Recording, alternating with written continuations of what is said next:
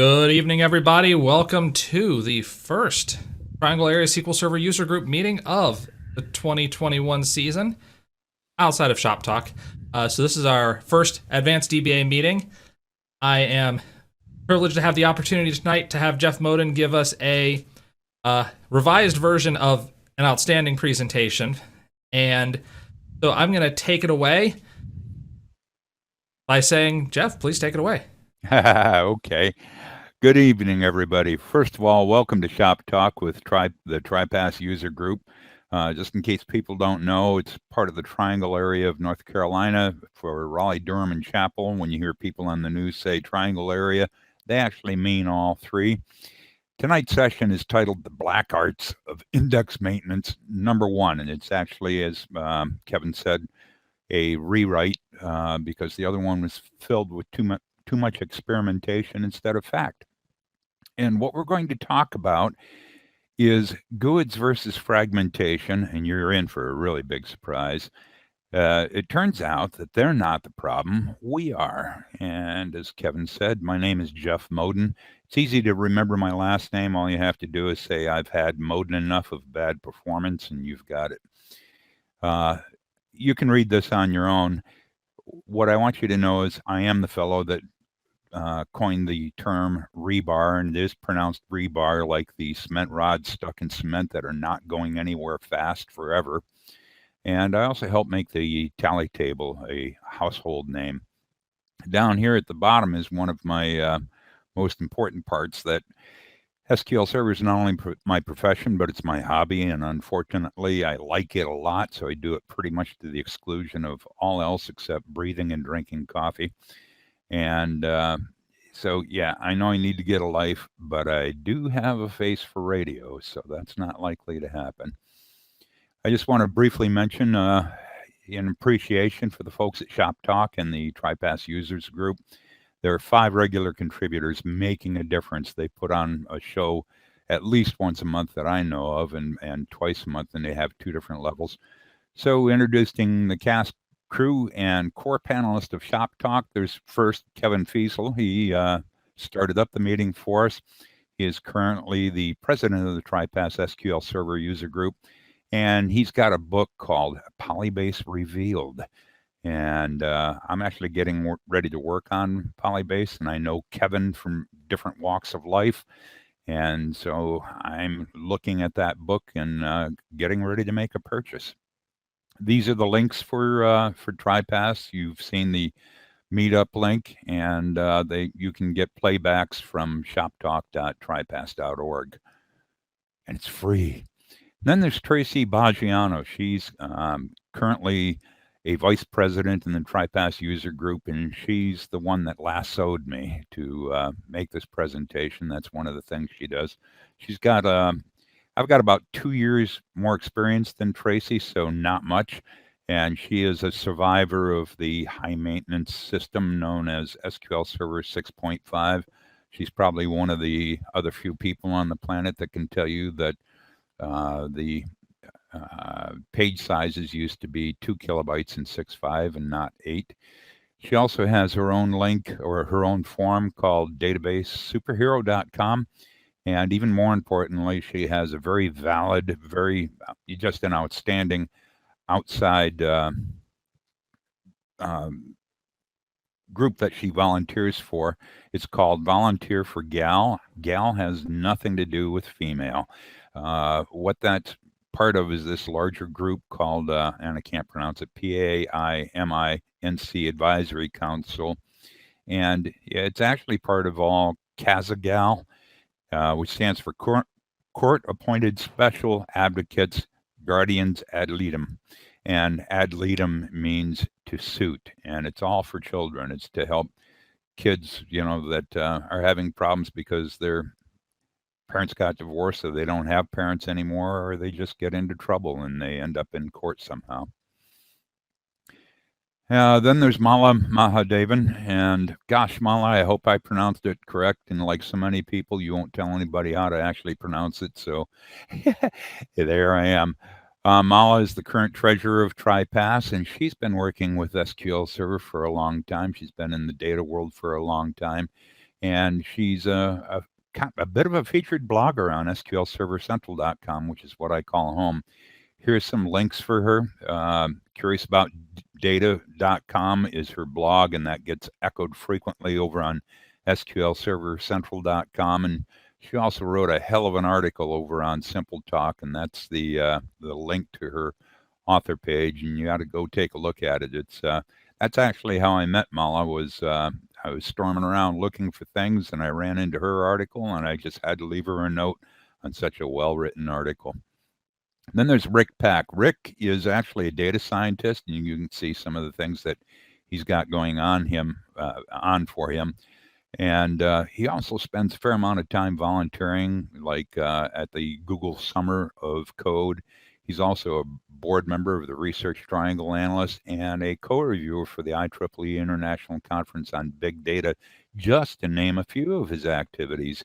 And another activity is he's the vice president of marketing for TriPass, and he gets speakers and has co-organized the SQL Saturday 2020 for the group. I don't know if that actually happened or not, but that's the claim. And he's also one of the meetup organizers for TriPass. And then there's Tom Norman. Tom Norman's specialty is in database security. Of course, he can do other things, but he's pretty much a specialist in database security. And this is a little bit old data, like about 24 hours too old, or maybe just a little bit more. He was the vice president of the TriPass user group, and just to continue, his blog is located at very appropriately named armordba.com. And with that, Tom is moving to Texas for a well-earned retirement, and Kevin has a few words to say about the opening that he's leaving behind. Take it away, Kevin. Yeah. So Tom is leaving us, unfortunately, and he will be resigning his position. He'll be going down to Texas for the retirement house before he finishes up the retirement job and actually gets to enjoy the retirement itself. We're definitely going to miss him, and he's still in the area for another week or so, but is moving down very soon. As such, we are going to look for a new board member. If you are interested, I've already sent out an email to TriPass membership, but if you're interested in a board position, please do contact me through Meetup, through email, or I guess you can leave a note in my driveway or something.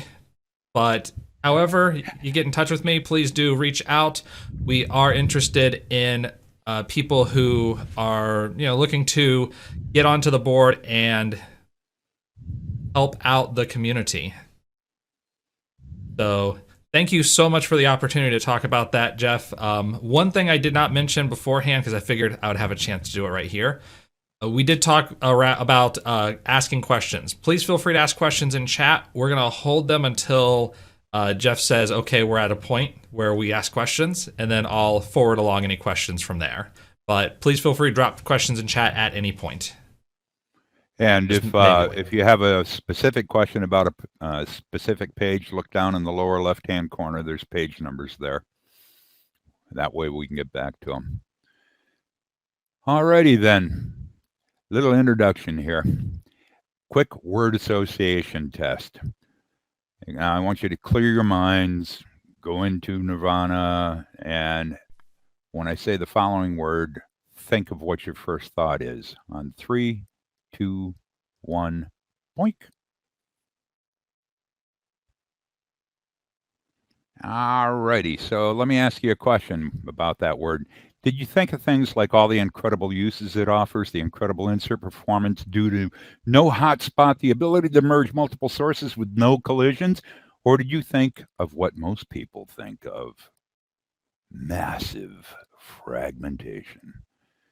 And I'm thinking, okay, if you go and you look at just about any site where there's a discussion on using GUIDs for clustered indexes or the like, they're going to give you some good demo code that looks something like that, and some identity column demo code that looks something like that. and they're going to point out, okay, we've got two different keys. One is a GUID and a unique identifier column, and the other one is some ID, which is an integer in an identity column. And then they also, of course, have the primary clustered key on different columns. And then they hum around in the loop, a while loop, because they want to insert one row at a time to demonstrate fragmentation. And on the left, they're inserting values of new ID, and on the right, they're inserting into this sum column 1, which is a dummy column just to keep things hopping.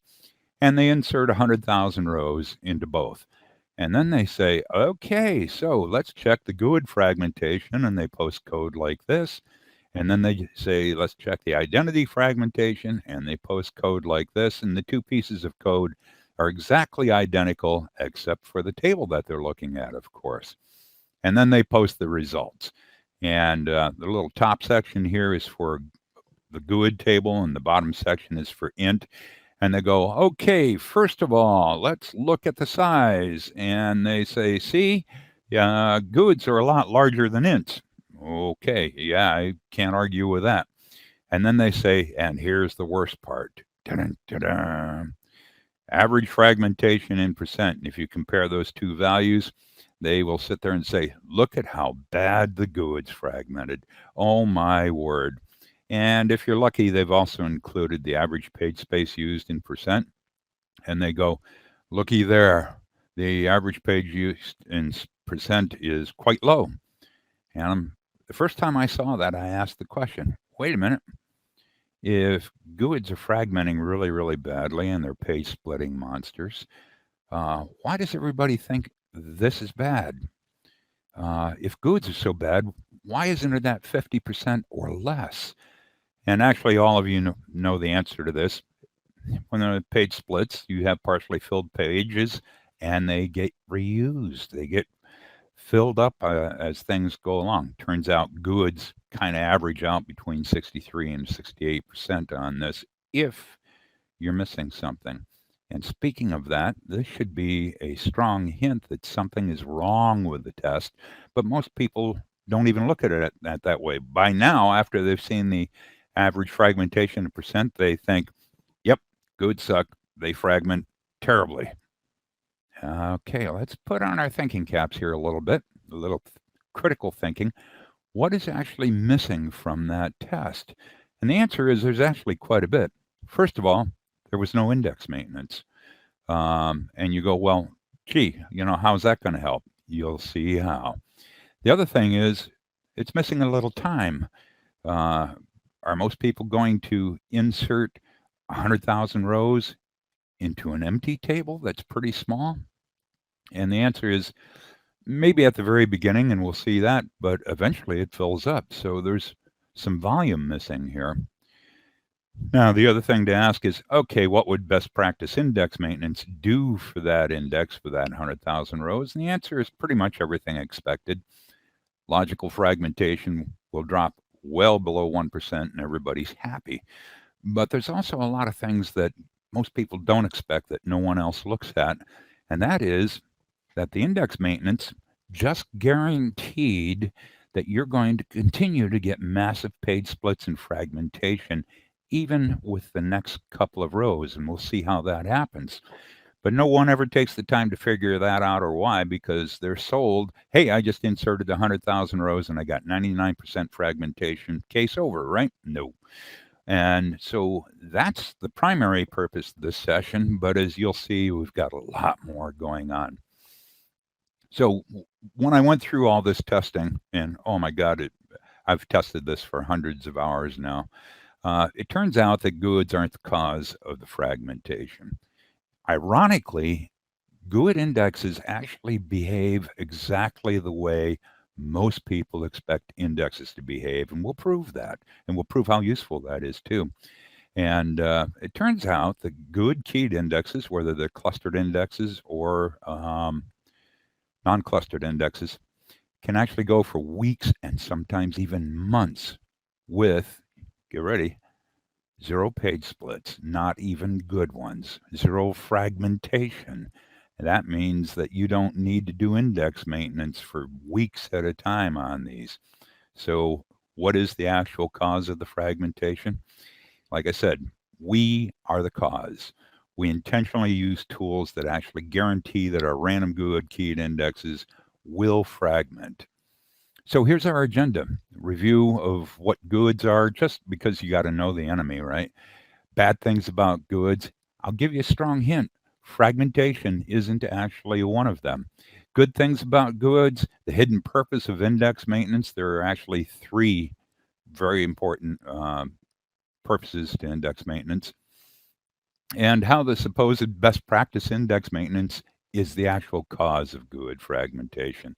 Then we'll get into a long-term study proof for the fix for GUID fragmentation, which will almost eliminate fragmentation and the need for index maintenance.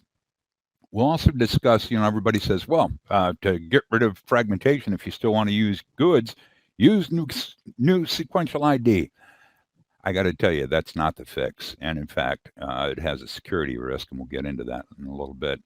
And then we're going to get into a little bit of an introduction to what I call expansive updates, which are very expensive with an E, and why different data types like identity sequences in a data type goes into an int, but it works kind of like an identity.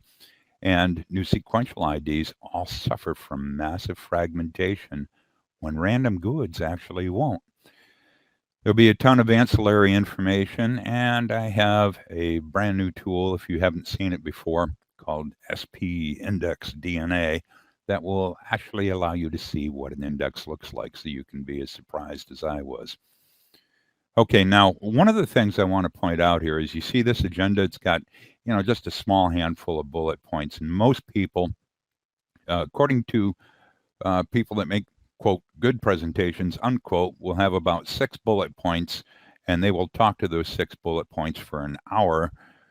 And if you go back later on, that's what you end up with is 6 bullet points. And unless somebody's recording something, you don't get a chance to see anything anymore except just the 6 bullet points.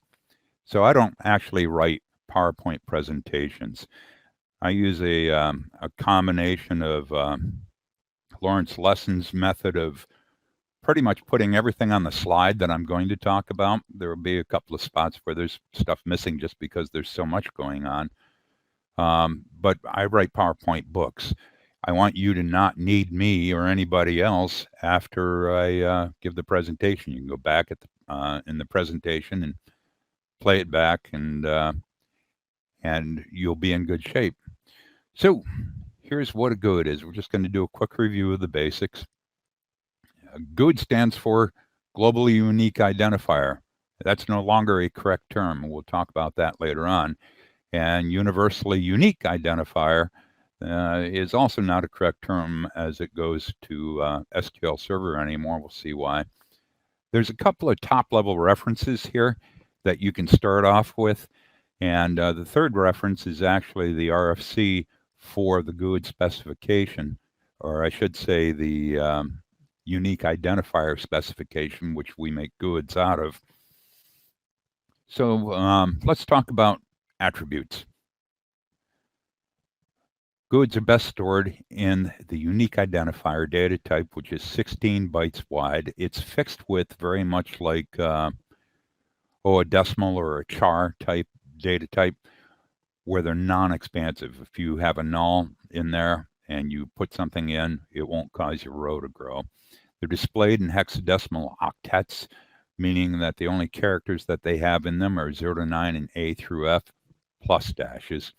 And they come in this following form. They're, if you list them out, the way SQL Server displays them is the 36 characters wide. They're actually, like it says, 16 bytes, and each H is one of these hexadecimal octets, and there's 2 very special octets, the M and the N octet.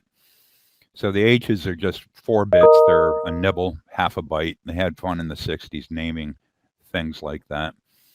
M is equal to 4 bits, just like any of the other nibbles, and it contains the version of the type of GUID that you're using. And N will contain anywhere from 1 to 3 bytes for the variant or subtype of the GUID. We'll see that here in a bit more. Little history in SQL Server. Prior to 2005, a thing called Type 1 GUIDs were used. Those are based on time and MAC address. And in case you don't remember, MAC addresses they live in your NIC card. It turns out that's a security risk because of the MAC address, which was supposedly also globally unique, except if you don't have a NIC card or you don't follow the rules for NIC cards, you could end up with some dupes, but probably not. And they also claim the next value is predictable because of the time element. I never spent any time trying to figure that out. As of 2005, Microsoft listened to the people complaining about the security problem, and so they shifted to Type 4 GUIDs, which are nothing more than huge pseudo-random numbers. They're based on 122 of 128 bits. There's 128 bits in 16 bytes. What happened to the other 6? Well, they went to the M byte, and 2 went to the N byte for Type 4 GUIDs. Not byte, but nibble. They're more secure because they don't have MAC addresses, but supposedly you can still figure out the next value, and I'm not going to waste any time trying to do that. So Type 4 GUIDs, they're generated by the new ID function. You'll find out that you have new sequential ID as well, but let's not talk about that just yet. So one of the cool things about new ID is if you mention it more than once in the same select, you'll get different numbers. So I wanted to show you 2 columns of numbers based on the same GUID. So I wrote this quick little select. The FN tally thing down there, that's my tally function. And I normally don't use Hungarian notation, but I have a tally table as well. And so I named the function FN. And it also allows me to have fun with HR. If somebody says, gee, Jeff, why is my code running slow? I can tell them, well, if you used my FN tally function and it's not an HR violation. Anyways, new ID generates Type 4 GUID. And we have the pseudo cursor, and I'm going to include that in the zip file. And then here's some code to create these 2 columns. Of course, the numbers here will change because new ID is really the only random number generator that you have in SQL Server that will work for different random numbers in the same select. So if we look at as displayed here and as stored here, and I say as stored tongue-in-cheek, I'm converting it to a binary 16. Behind the scenes, it's not actually handled that way. They're a bit more byte shuffled than what you end up seeing after a conversion to binary 16. But there's some identification here. If you remember the M nibble, if you look at as displayed, it will always be in that 3rd byte group. It will always be the first character, and it will always be a 4. And the same thing if you convert to binary. And then the N will always be 8, 9, A, or B for hexadecimal. And you can see that after the 3rd dash in the first character on both of these. And why is it that we see only 8, 9, A or B? Well, it turns out, first of all, N is a nibble, and it has 4 bits. The first 2 bits are always the same in Type 4 GUIDs. They're going to be a 1 and a 0. And if you look, each bit has a numeric value in a nibble, 1, 2, 4, or 8. And so we've got these, the 1 and 2 slots that are open in this nibble. And they can be any one of these 4 combinations. And so if you look, that's only going to allow us 4 different hex values. We have an 8, and then we have 8 and 1 is 9, and then we have 8 and 2 is 10. Of course, we can't display a 10, so that will be displayed as the letter A. And then we have 8 and 2 is 10, and 1 is 11. That will be displayed as a B. And that means those are the only values that we can actually get for the N values. Okay, new sequential IDs. Just touch base real quick on these. I couldn't actually find a structure for these. I looked and looked and looked. They're around somewhere. But I checked 8 different machines that I have at work. And so it appears to be the following. For identification, it looks like this. We have an M and an N nibble, and then that A string, which is actually 6 bytes long. And M is always going to be an E on new sequential IDs, or at least that's the way it appears to me. And N is still going to be 8, 9A or B. And those A's, yeah, that's where the MAC address lives. And you can check on that if you do IP config/all at DOS prompt, and you'll find that one of your NICs will have whatever the MAC address is that's showing up in your new sequential IDs. Now, it turns out that type 4 GUIDs are no longer globally unique. They're just a big random number, but the number of possible unique values is incredible. If you look at an int, which is 2 to the 32, if you include both the positive and the negative values, you have about 4.3 million different possibilities. If you go to a big int, which is the square of int, you certainly have a whole lot more possibilities in both the negative and positive range. And just for a point of reference, if you're one of the people that believe that the Milky Way galaxy diameter is about 110 light years in diameter, the big int will cover more numbers than there are miles in the Milky Way diameter. And if you think that's substantial, let's take the next step up. If we look at a GUID, again, we can do 2 to the 122nd. It doesn't go to the 128th because we've got 6 fixed bits. Say that 3 times fast. Look at the size of that number. My calculator wouldn't even calculate it. The last 5 digits, I had to round to 0. And so a GUID is actually about equal to 8.57 quintillion Milky Way diameters if you convert each possible unique value to a mile. So that's a little trivia for you. But even at that size, collisions are still possible. And according to reference 2 on that reference page that I first showed you with the top 3 references, there's about a 1 in a billion chance of having a duplicate in 103 trillion type 4 GUIDs. Okay, what's bad about GUIDs? And again, because working in SQL Server, hopefully something more advanced than 2005 or 2008. We're talking type 4 GUIDs, and they are huge. They're 16 bytes wide, and so if we have a 10 million row index for just IDs, and we compare things like int big int, numeric 18, which seems to be a front end favorite, and GUIDs, we end up with a chart that looks like this. And if you look, the GUID is about 80 megabytes more than a big int. And that's just for a lousy little 10 million row table. And it's almost 120 megabytes more than an int. But if you look at that, people say, well, does that really matter in the big picture? And the answer is yes, it actually does. If it's a clustered index, then every non-clustered index is going to suffer the same fate as well, because whatever the keys are in a clustered index, if it's unique, those keys are going to be replicated in your non-clustered index, whether you see them or not. And if you have a non-unique index, you may also have a uniqueifier that comes along the ride for the ride. I think it's a 4-byte uniqueifier. Excuse me just a minute.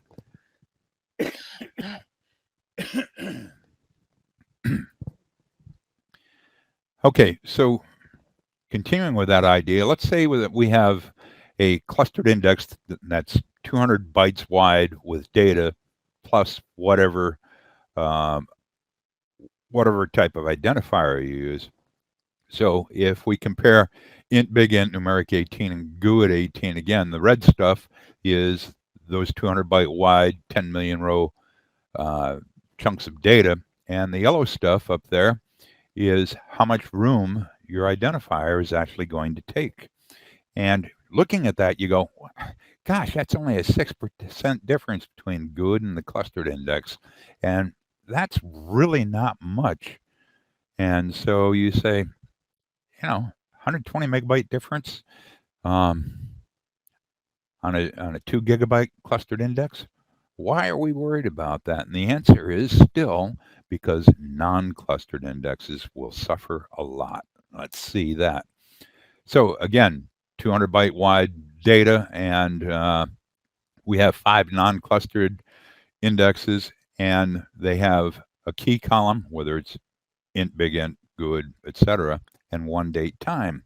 And here's what this looks like. So the solid stuff is your clustered index, and the stuff with the crosshatches are the non-clustered indexes. And now we're starting to get a little bit bigger. We have 600 megabytes difference between the GUID and the int. And of course, you got roughly half of that for the big int. And I want you to remember that's what, pretty close to a third of 2 gigabytes. We're starting to grow, but you haven't seen anything yet. If you have integer clustered indexes for the most part, then if you do the same thing with 5 non-clustered indexes, each one having a key column and then 2 other columns, which are keys in different tables, you really start to get some pain.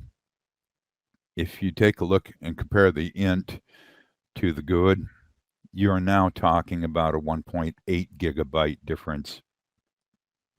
And now we're starting to talk about some real money here.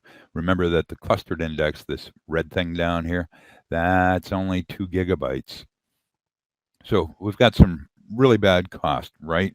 And I have to agree that GUIDs are a pain when it comes to size, but as with all else, it depends. So we'll see later, random GUIDs are the epitome, or if you're from one of my other hometowns, the epitome of how everyone thinks an index should actually work. I mean, seriously, they work just exactly like everybody wants an index to work. So trading space for some extremely high value functionality, which I'll explain here in just a minute, might be what the doctor ordered, but you got to think about it. If you have a static table, do you really need a GUID? You've got to think about what you use for a clustered index. Now, another bad thing that people bring up is that GUIDs are impossible to remember or repeat, and they'll show you a GUID here like this, and then they'll say, okay, watch it, 3, 2, 1, what was it? And I'm going, dude, I can't do that after I've had coffee, never mind.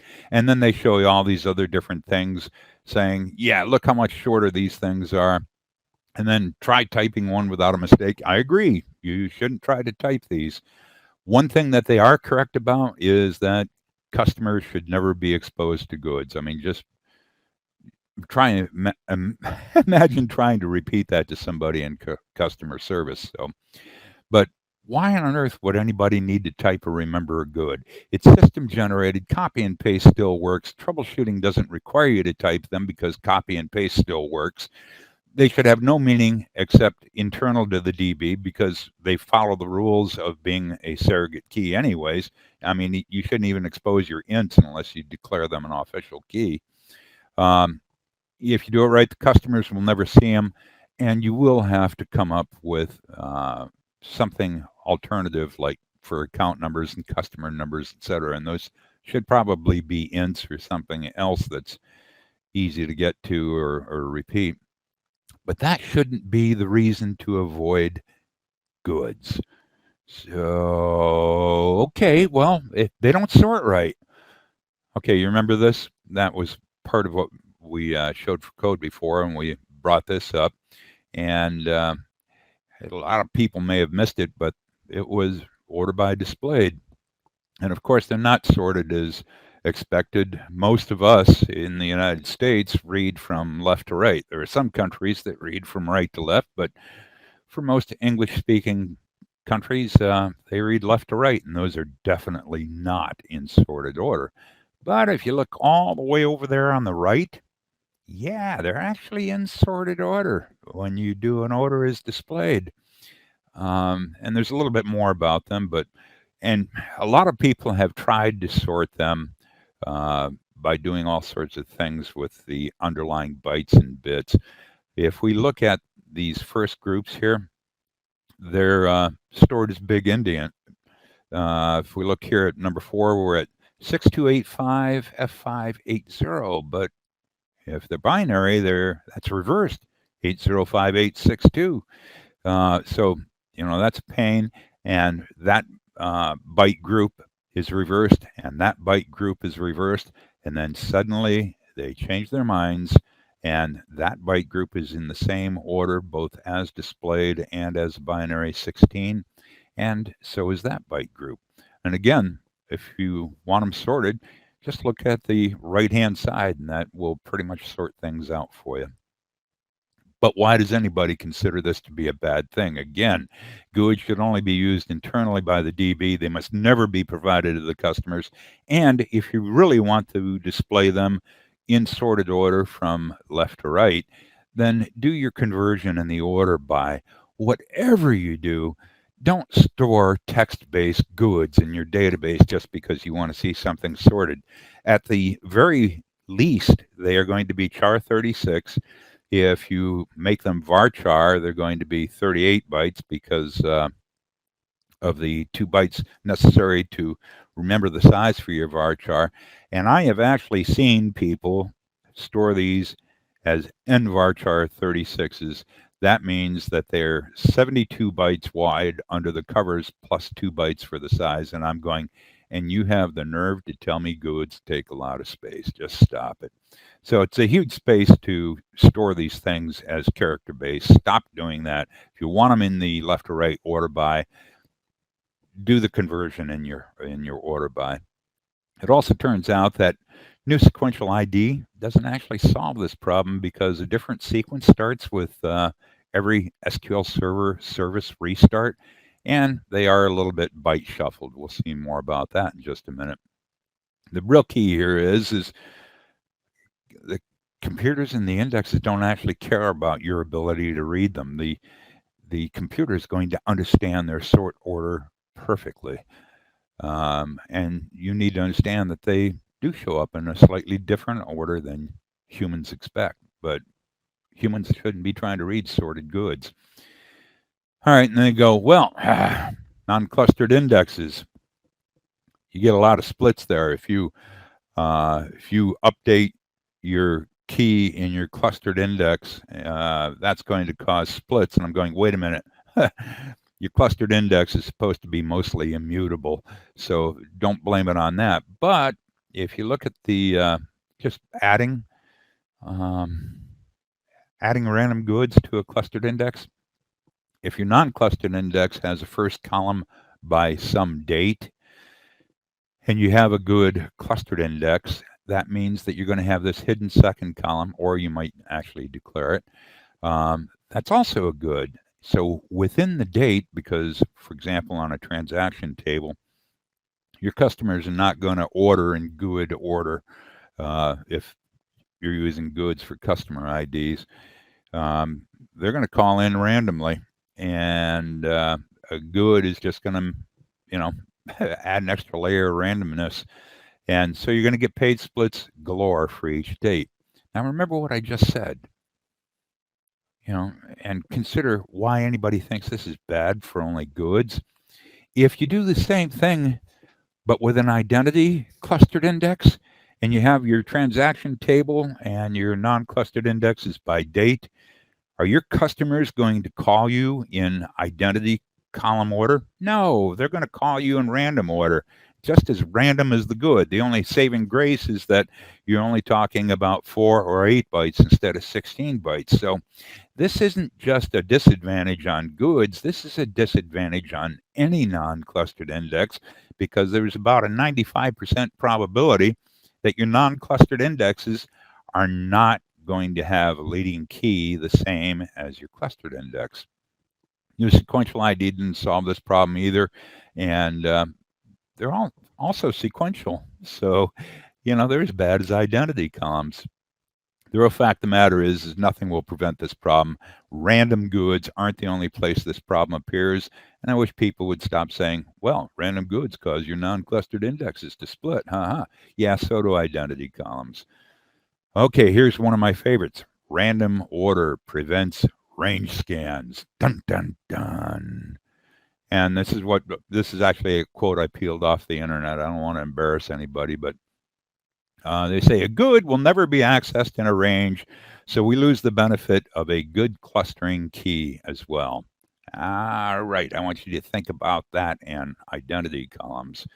I look at this and I go, yeah, right? This isn't limited to GUIDs, folks. A good clustering key for queries will frequently not be on the primary key of a table. And it doesn't matter if it's a GUID, an identity, or a sequence, or even a series of dates. It may not be, your PK may not be the clustered index. They are not synonymous. They're frequently mistaken that way, but they're not synonymous. Your clustering key should be on something that's going to make your clustering key useful, because there's only one of those. So, for example, it may be that your clustering key needs to be on a date time column for best query performance, because 90% of your queries are by date time. Okay, that might be a good clustered index, but again, SQL Server really, really likes unique clustered indexes. Now, you shouldn't let this stop you, because they have that uniqueifier, that 4-byte uniqueifier. But again, that's going to make your columns a little bit wider. So if you have a two column clustered key with the date time, and gosh, if you have a big int, you are now up to 16 bytes. And then if you add the uniqueifier, because it's not unique, you're up to 20 bytes wide for your clustered index key. Anyways, I'm sorry, I don't mean to bounce here on you. There's no panacea here. The answer, like anything else in SQL Server, is it depends. You need to stop and think about picking the correct clustered index, because it's one of the most important things to your queries, but it's also important to your inserts and your updates. And this is where GUIDs shine. We'll see that. In fact, here's the start of it. Out of order inserts. They say out of order inserts is a really, really bad thing, but is it really? Or are we making them bad? Well, I've already implied that we are making them very bad. So if you look at 10 pages worth of index here, and this is an ever increasing index, for inserts, usually only the last pages will be in memory, and you'll see why for a minute. There will be no bad page splits, and so no fragmentation. This is the perfect world, right? So we insert and grow another page. That's known as a good page split, which is really a bad page split, but they still consider them to be less, so they're good compared to bad. For GUIDs, for inserts, possibly all the pages will be in memory because it's random. That might be a good thing, or it might be a bad thing.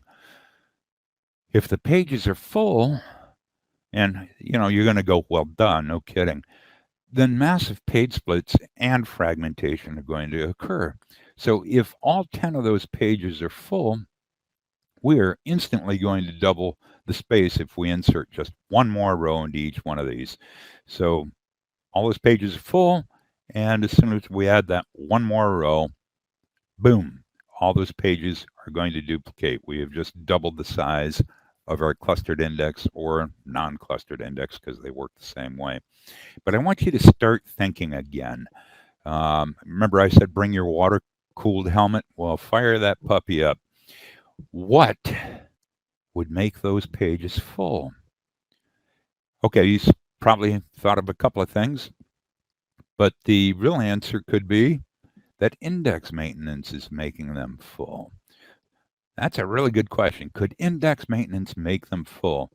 The question is, how many of you do index maintenance on an index that has the default fill factor of 0, which in all respects other than the number is 100%?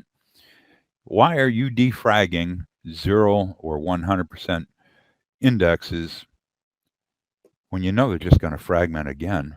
I mean, if you remove all the space, they're guaranteed to fragment again. But there's even more than that. Most people never suspect it, but there's another part of index maintenance that is the actual primary cause of GUID fragmentation. It's really easy to correct, and we'll see us go for more than 8 weeks in an example where we basically totally avoid fragmentation for 8 weeks before we have to do a rebuild. So out of order inserts, they actually rock, and that's part of the thing that a lot of people expect an index to operate as. We'll cover this in much more detail, but right now, I want to tell you, best practice index maintenance is what's keeping these pages full. That's the cause of fragmentation, and the best practice is not a best practice. What's good about GUIDs? Again, type 4 GUIDs we're going to talk about. They're great for mergers. You can have tens or maybe even hundreds of machines out there, all feeding a table that have the same kind of schema. And then you can say, okay, ollie income fray, everybody dump it into this one table. So you can merge it to a central system table that has the same schema, and you have an incredibly low chance of collisions. Now, I didn't say no chance. Incredibly low chance. That will make your merge basically trouble-free most of the time. You still have to be prepared for the occasional collision. They're also great for GUIs because you don't need a central authority required to avoid the dupes. You don't need any special handling for simultaneous entries like an identity column or, good Lord, selecting a max from a next ID table. Don't do that. There's no extra trip to get an ID for a just inserted row. If you use an identity column, you have to use scope identity to get the identity of a row you just inserted. The same holds true for new sequential ID, you'll find out, because you can't use new sequential ID directly. About the only way you can use it in SQL Server is to have a default on a column. So you would have to insert your row and then read the row that you just inserted, or use output to get your identity. And there's no waiting on an identity generator. It does take time. It's minuscule, but if you have, hundreds or maybe even thousands of people inserting to a table all at one time, generating those identities, the system has to wait for each row to generate the next identity. Some more good things: they avoid the insert hotspot, and they also avoid expansive updates. Let's look at inserts from multiple sessions. They're going to hit, for GUIDs, they're going to hit different pages instead of just one. And that will increase both insert and update performance. And again, let's take our ever-increasing index of 10 pages. And there's going to be a hotspot at the end of this index, as you'll see. Each session waits its turn to do an insert. Each wait, there's going to be an extra wait for those good page splits, supposed good page splits. But again, this means no fragmentation, and the index is going to be automatically filled to 100%. That's really, really important to remember for things coming up here. So wait, and they're doing them one at a time. Wait, and it's a wait. So anyways, I was talking about 100% page fills. That can be really good or bad. If you're just doing the inserts on this kind of an index, then really good. You might have to do index maintenance about once every 4 years, just because not all the rows or not all the pages are physically contiguous. I had one at work that went 4.5 years to get to 1%, and just out of pity, I rebuilt it. But if there's any expansive updates in that insert area, and we'll see this later on, then you're going to have massive fragmentation unless you make a mistake of using a fill factor on these types of indexes, and we'll see that more too. But for GUID, there's no end of index hotspot. There's no waiting on inserts or updates. There's no contention for one page. They weather expansive updates. There's no page splits, and that means no fragmentation. And I know what you're thinking. Wait, what? And yeah, it's just common sense.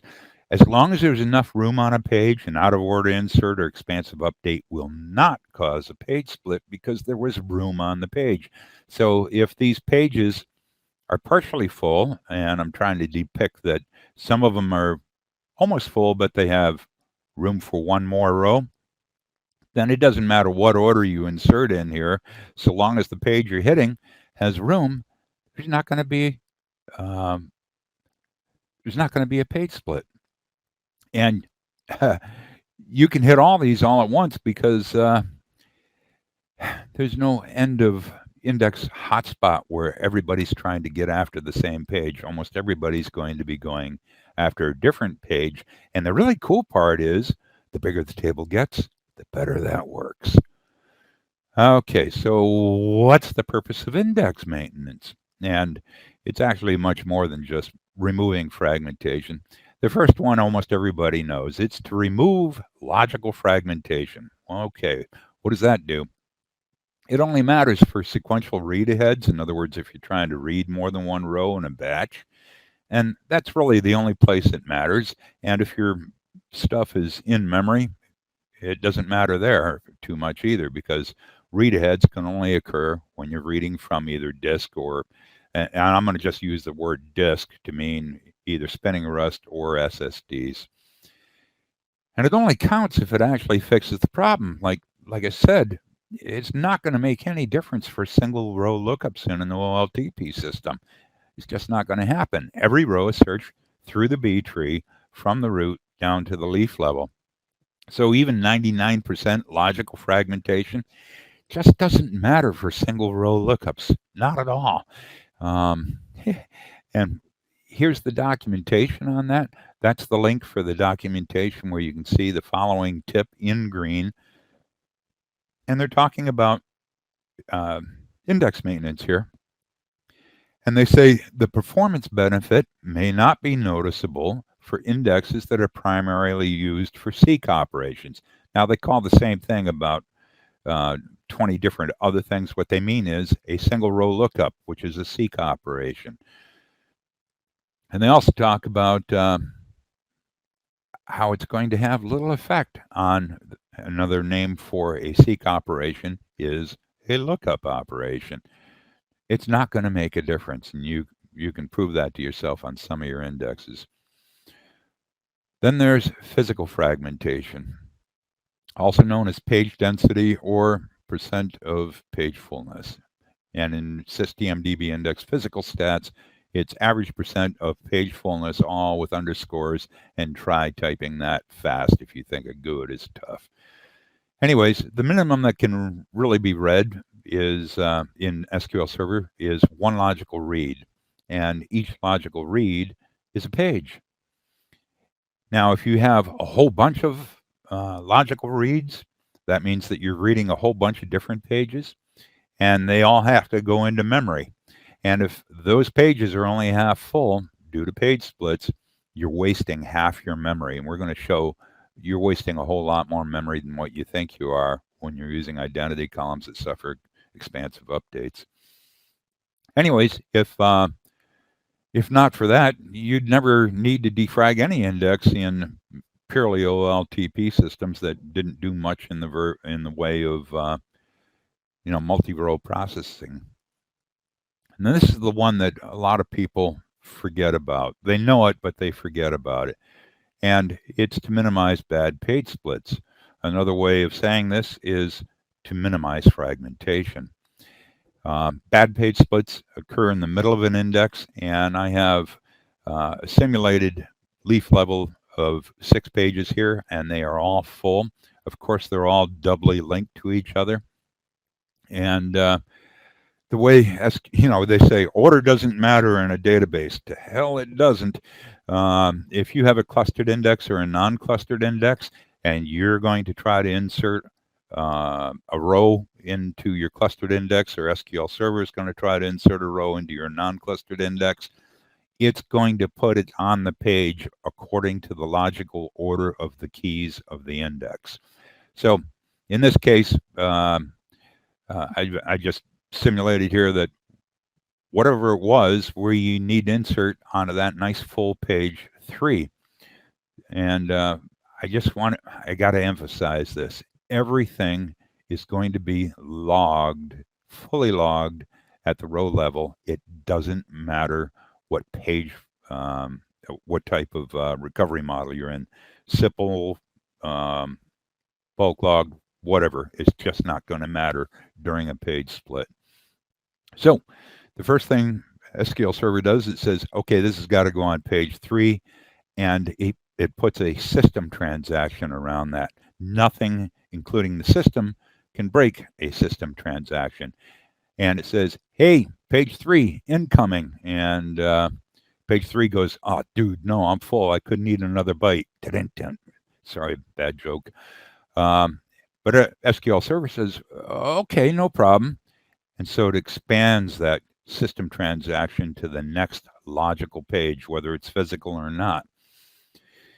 And then it has to find an empty page or build one. And again, all of this is fully logged. And then it has to break the links between page 3 and 4, and that's fully logged. And then it's got to create some new links between 3 and the new page and 4 and the new page, again, fully logged. And then it moves about half the rows from page 3 to what we'll now call page 3A. And this is really, really bad for non-clustered indexes. Clustered indexes tend to be a lot wider, and let's say you have a clustered index with, I don't know, 10 or 20 pages. Let's just say 10 rows per page. So if you do a page split, it's only going to move 5 rows, and only 5 rows are going to need to be logged. If you have a nice narrow clustered index or non-clustered index with 400 rows per page, it has to make a log entry for every single row, and you're going to have a mess on your hands for your log file. We'll see more about that. But the more rows per page, the worse your logging is going to get when that page split occurs, and that's why you want to avoid page splits. And then finally, we add the new row after all that, but the transaction isn't done yet. This is only the leaf level. You have to go up through the B tree and say, hey, I want to introduce you to this new page called 3A, and that has to be recorded at least on the next level up. And if that page is full, it may have to do a page split, which will ripple all the way up to your root with either page splits or some movement. And it can really get to be quite a mess, especially if you have, say a 4 or 6 level B tree. None of those pages, all those pages in that B tree that are locked, yeah, that might be interfering with other queries, so you can get some massive, massive blocking when page splits occur. And then it finally releases the transaction and everybody starts to breathe. Now, just to summarize, pages 3, 3A, and 4 are all part of logical fragmentation because page 3, 3A, and 4 are probably not in physical order. Pages 3 and 3A also suffer physical fragmentation because they're no longer full. In other words, your page density goes down when this happens. Okay. I hope I haven't hurt anybody's head so far. We've just been talking about GUIDs, and we're going to get into how to maintain them here, but let's take a couple of questions if there are any. Sure. As we're waiting for questions to come in, drop questions in chat, folks. There were a couple early on, and one of them is, would it be better to drop the index before doing a batch insert? This was very early on in your talk. Sure. First of all, you should never drop a clustered index because that will cause the table to convert to a heap, and then when you reapply the clustered index, it's going to cause basically your heap to convert back to a clustered index. And if you have anything that's over 128 extents, which is only 8 megabytes, that means that it's going to build the new index or the new heap into a separate area. And And then once it commits, then it will drop that separate area, and you could end up with just a ton of stuff. If you do that to a clustered index, that will also cause, if you drop the clustered index and it converts to a heap and then heap back to the clustered index, that will cause all of your non-clustered indexes to rebuild as well, because all of your non-clustered indexes will either have the clustered index key embedded in it, or it will have a row ID from a heap embedded in it. And since you've just removed the clustered index, it's going to have to rebuild to hold the row ID. For non-clustered indexes, it's a very good trick to drop non-clustered indexes first. But a better idea is to simply disable the non-clustered index when you're doing your inserts. And the reason for that is disabling it will also clear the data from it. And then you can do your insert and you don't have to remember how to spell the definition of that index. All you have to do is rebuild it. And that's a pretty fast evolution. Long answer for a short question, but it was a good question. Thank you very much. What else? Yeah, there's a question here of a quick review of fragmentation. A quick review of fragmentation? We're getting into that. We're getting into that. That's coming up next. The quick review of fragmentation is that area that I just showed about, with all the moving stuff. Page splits. There's only one type of index that I'm not going to get into where you can have fragmentation without page splits. But to summarize fragmentation, it's where the next page in the logical order is not the next physical page. That is the total definition of fragmentation. All right. And the last question, is the split conversation the longest conversation you've had on SQL Server Central? No, actually, we had two much longer conversations about bankers rounding, and I don't even want to go there. But I'm a lot of people are settling back on a lot of best practices, and they really need to do some experimentation. And I'm trying not to just lose it on those conversations. So I let people exhaust themselves, and then I come in swinging. Ed mentions don't forget the XP command shell threads. Yeah, exactly. But nothing was longer than the bankers rounding threads. Those were incredible record setters. Last question here. Haven't used GUID since 2005 as cluster tables. How are table locks handled? Think a lot of devices pushing a lot of data into tables. Would using GUIDs for event tables and pointing to other data work? Well, we just kind of covered that here when we were talking about out of order inserts and the hotspots that identity columns have, or I should say identity column based indexes have. GUIDs help you avoid the hotspot. And so my personal opinion is if you have a high insert rate, then a random GUID is going to really help you, I think.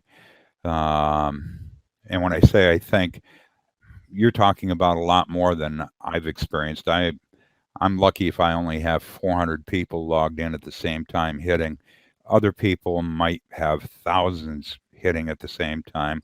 And this is one of the things I talked about where, if that happens, all your pages are going to be in memory. And there's not much faster than memory. And so I would say that a GUID, random GUIDs, not new sequential GUIDs, not new sequential IDs, random GUIDs would make a great clustered index for your high-speed inserts. Okay, yeah, the use case here was mobile GPS tracking of vehicles. A lot of vehicles, a lot of data points getting updated very frequently. Turns out they distributed out the work. Yeah, well, and you might want to invest in more than one table if it's overwhelming, but by region.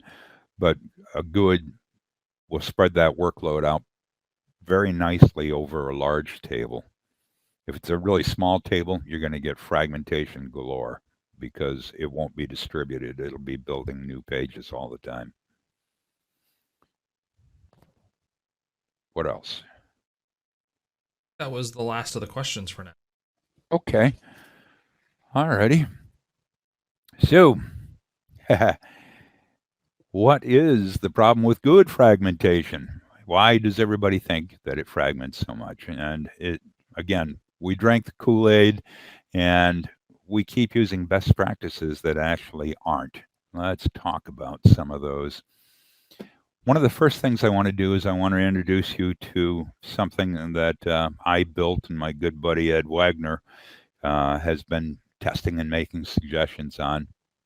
And I call it index DNA. I won't show you the first chart, but it looked like I forget the name of the Rosa gel or something like that type of DNA traces. It looked like one of those. And I said, that's what I'm going to call it, index DNA. But here's an example of what one looks like right after the rebuild of an index. On the left-hand side, we have page density going from 0 to 100%. And that one little blue cross there, yeah, that's the last page in this index. And that last page didn't quite make it to being full, and that's why it's sticking out like a sore thumb. And that page is 63% full. How can I tell? Well, just follow it back over to the old page density index over there, and that will give you a pretty good estimate. Now, it's not 100% accurate, but we're not looking for 100% accuracy here. Come on, machine. Down here at the bottom, this is the logical page order of the pages. These are not page numbers. The stored procedure that I use puts them into a table, which has an identity column on it, and it puts them into logical order. It goes ripping through the tree behind the scenes. Remember all that doubly linked stuff? Yeah, it goes ripping through all that and puts all the pages into logical order. And you can actually, if you look here, this one is a little bit less than, if you follow it straight up, a little bit less than 30,000 pages total. There's also a couple of indicators here. It's hard to see. I'm going to zoom in. We have this purple box hiding behind the black box that I call APD, which is the actual page density. It has a horizontal purple line to go along with it. And then TPD, which is this black box, and that number means, hey, this is at 81%. Yeah, I typically use that for the fill factor, and it creates a black line all the way across. If you look, there's a couple of other lines. The heavy blue line right there, that's a whole bunch of these individual pages slammed together. If you look at the black dotted line, that's just a linear average, and of course everything's all lined up, so it's going to match. And if you look at the skinny red line, that is actually a running average, and you'll see that right now they're all nice and lined up. And the reason why the pages are fuller than the actual fill factor that I built this to is because the way pages fill up is they go, okay, is there room on the page for this? Yes, there is. Is there, am I still below the fill factor? Yes, I am. Okay, it's going to put the page on there, even if that takes it slightly over the fill factor. So that was target page density. And again, I use the target page density as the fill factor quite often. If you forget any of that, there's a legend. There's a sample rate over here because we want these things to plot. I used it on a 250 gigabyte index, and you got to trust me, there's a few pages on that. And in order to get it to plot during the same day in Excel, I have to limit the plot to a maximum of 100,000 pages. And so in this case, I sampled 1 to 1, and you can run in with samples of 1 to 10, 1 to 100, 1 to 1,000. Those individual pages like this one hanging out, they're not an aggregate of a sample group. It's just a single, hey, I took page 1, I took page 101, I took page 201, if there's a 1 to 100 type thing. You also see the table in the index name up here, and we have some size and cost information. The current size is the same. If you were to drop from here down, you could estimate what the current size is just by taking the number of pages and dividing it by 128, because there's 128 pages in a megabyte. And of course, cost and savings will show up right now. If we were to try to rebuild this, it's estimating purely mathematically that it would cost us about 3.7 megabytes to go back down to the 81% fill factor, but it'll never get there because this index was just rebuilt. All the pages here, because of that rebuild, they all have the same page fullness except for this guy hanging off the end, because that's the last page and it's not full. And I want to give you a quick little demo. And there it is. What I did was I've got the Stack Overflow database. I don't expect anybody to do this, but it was a convenience. And I ran these statements, including my stored procedure index DNA, also ran index physical stats. And it takes a little while to go through and examine all those pages. This is a 32 gigabyte index. You can see the size here. I took the page count, divided it by 128 from sys DMDB index physical stats. So about 32 gigabytes. And if you look, the fragmentation is quite low because we just did a rebuild. And the average page space used in percent is 83. And you might wonder, how in the world can you rebuild an index and have it sit at 83? And I look at that and I was dumbfounded. How in the world could that happen? So that's why I wrote SP index DNA, and it returns this section and the section below it. The cool part is, if you take that section and you have copy column names turned on, and you go over to the index DNA spreadsheet, see this blue spot here? If you click on that and then paste that first part in, all that information shows up here for you. And I'm going to get rid of my desktop name. I get enough attacks as it is. And then the next part, if you just click in that upper left-hand corner and it selects everything, and you copy that and you paste it into where it says page sort, a wonderful thing happens. You get to see what that index looks like with all these little blue pages and everything. And this is showing, it looks like fragmentation, but it's only physical fragmentation. There's almost zero logical fragmentation here. What in the earth, what on this good earth is going on with this index? And the answer is, if we go back over here,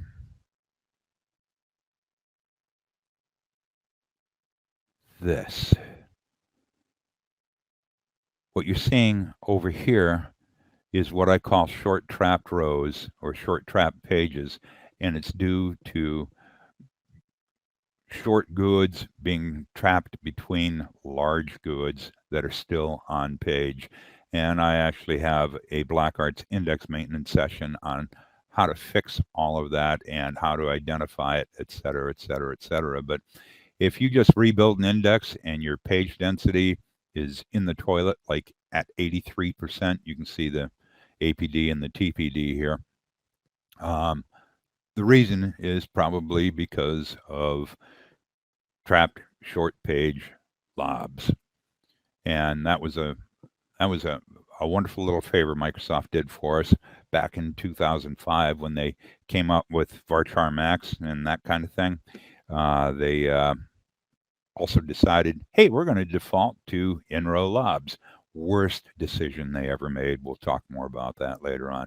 In fact, if you want to know if a table has that turned on or not, you can run this code and you can see, hey, large value types out of row are 0, and the text in row limit is 0, and that means that you have in-row lobs that are going to be a pain. Okay, so getting on with this, what we're going to do now is we're going to do a quick little experiment where we have, this is actually 1 million rows, and stuck on almost 30,000 pages, and we're going to insert 10K rows all at the same time for several iterations, and we're going to use this table over here to help us keep track. Right now, we're looking at the start, and it's actually at 0.01% fragmentation, and the page density is coming in, the actual page density is coming in at about 82%. The fill factor was 81. That's what we rebuild it to.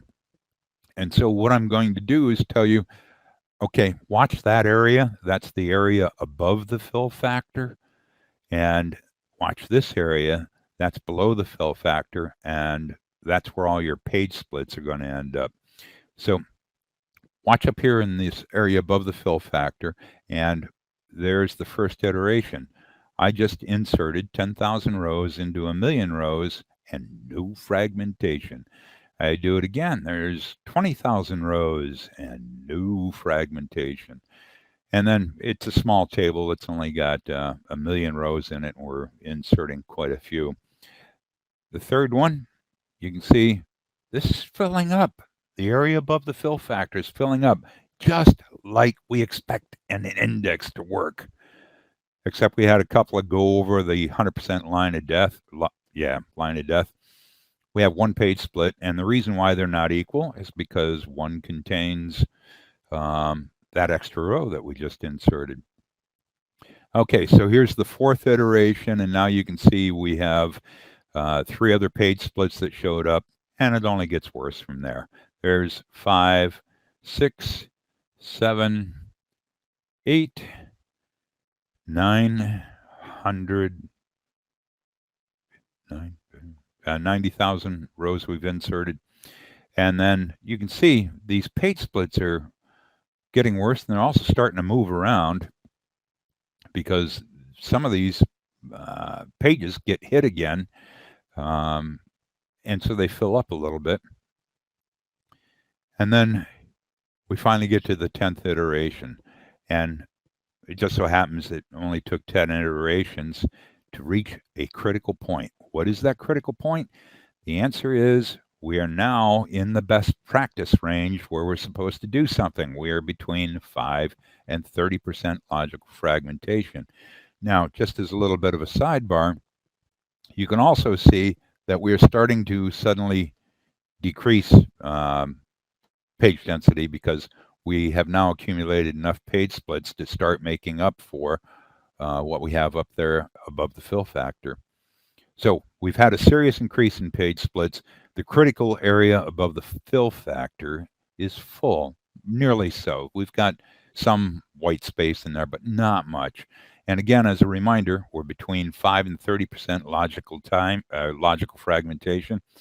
And as Bozo the Clown would say, what time is it, boys and girls?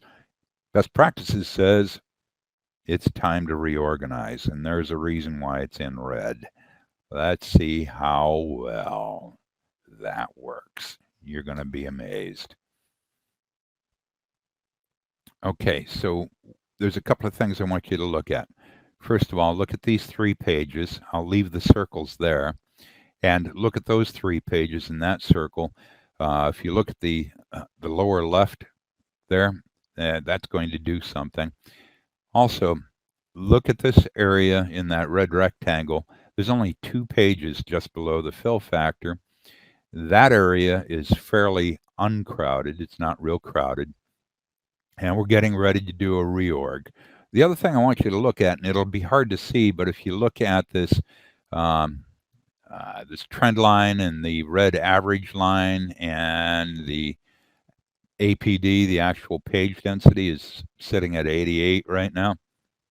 Watch what happens when we do a reorg. So my recommendation is watch up here to see what happens above the fill factor on 3, 2, 1 reorg. I'll do that again. Watch above 3, 2, 1 reorg. What happened to the area above the fill factor? Okay, let's review a couple of things. First, just below the fill factor, where we had 2 pages, we suddenly have a ton of pages. Where did they come from? From down here in the page split area. They moved up towards the fill factor. Same thing with this area that was relatively sparse before. Things moved from down here closer to the fill factor. If we look over here at these 3 dots, there's no pages in there anymore. The reason why is because they moved closer to the fill factor. Same thing with this dot over here. The reason why there's only 2 pages in there is because one of the pages was selected to be moved closer to the fill factor. This sucks. First of all, it did fix the logical fragmentation, and if that's all you're ever looking at, you're totally oblivious to all the problems that we're about to see. The other thing to notice is that the page density actually increased. It would have been nice if it had actually decreased. What we have here is reorganize actually moved as much free space as it possibly could, which is exactly the opposite of what we need right now. We still have a ton of low density pages. The critical area above the fill factor is not only still full, but it actually got fuller.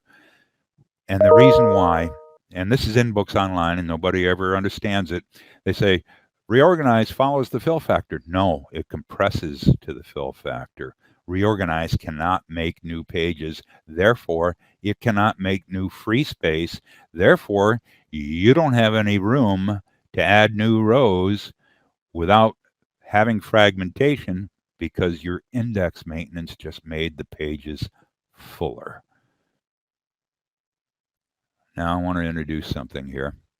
We're going to talk about reorganize versus what I call low threshold rebuilds. This is the same chart, except it's got a few more columns that we were keeping track of on the previous page. And we went through 10 iterations, and then we had to do a reorganize because we went over 5% right there. So here's what the next 10 iterations looked like. Yeah, all the yellow ones are reorgs. And if you look, it took us just 2 days after that previous defrag to get to 7%, and then 2 days to get to 10%, and then we get stuck on a daily reorg because the fragmentation is so bad because of the full area above the fill factor. And if you notice, it's at 7%. It was increasing, and then it looks like it's starting to do something intelligent by decreasing the fragmentation. The percent of fragmentation is decreasing. The number of page splits are not. The reason why the percent of fragmentation is decreasing is because the table is getting larger compared to the fixed amount of rows that we're inserting every day. You know, we got up to 1,090,000 by the 10th iteration, and we're just adding more rows. So percentage-wise, the page splits and the fragmentation are decreasing, but only percentage-wise. The number of page splits is the same. So now let's look at low threshold rebuilds, and I'll explain them in a little bit more. I want to remind you here, we went through 2 days of pretty nasty fragmentation before we wanted to do a reorg. If we look over here, we do these low threshold rebuilds. We wait only until 1%, and then we do a rebuild. And you go, oh my God, you're going to be rebuilding forever. Yeah, let's look at the next 10 iterations for rebuild.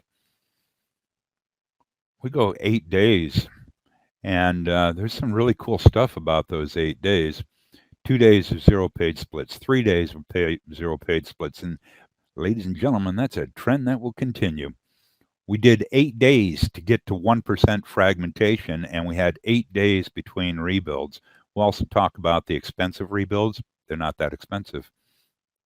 7 out of 20 days had 0 page splits, and that's just because this is a small table of a million rows. But no 2 days had over 2% fragmentation. That doesn't sound to me like GUIDs have a fragmentation problem. It sounds like we were the problem. All right. Okay, so let's do something a little bit bigger. I have a test table, and I populated it with GUIDs.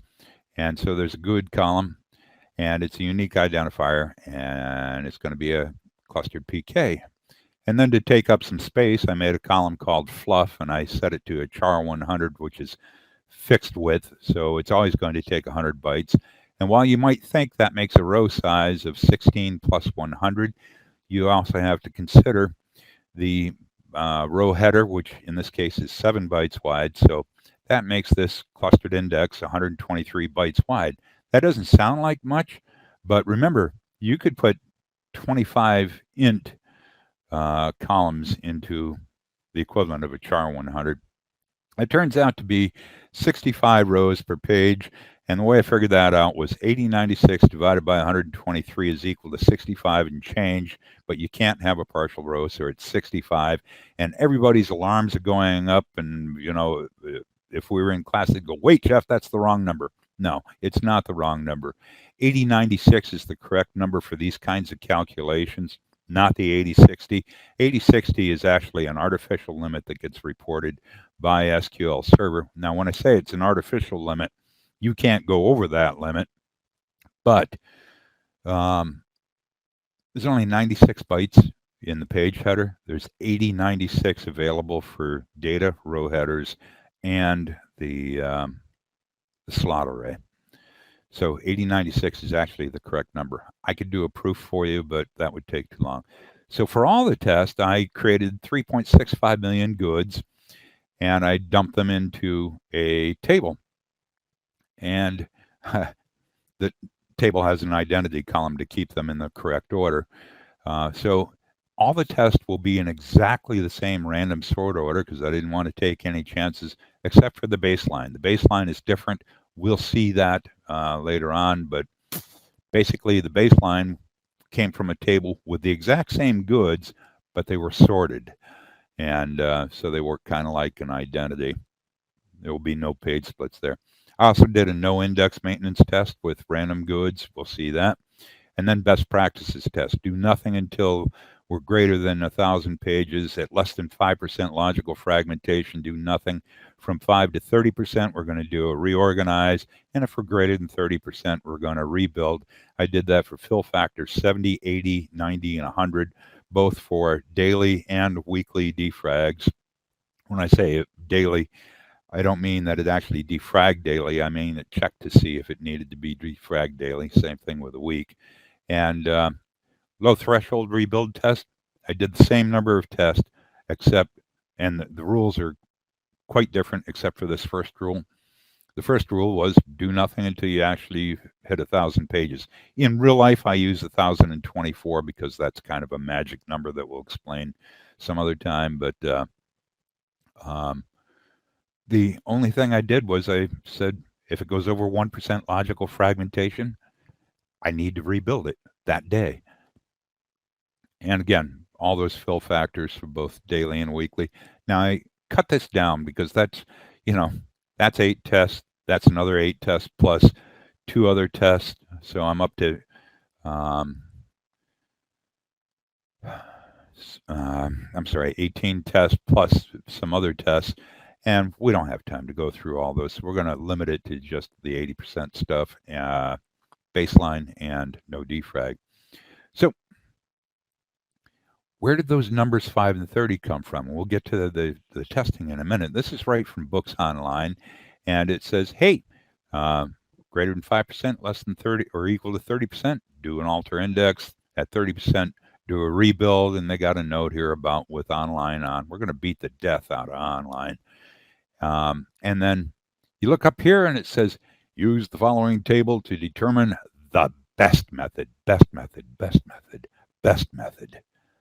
This is where the best practice came from.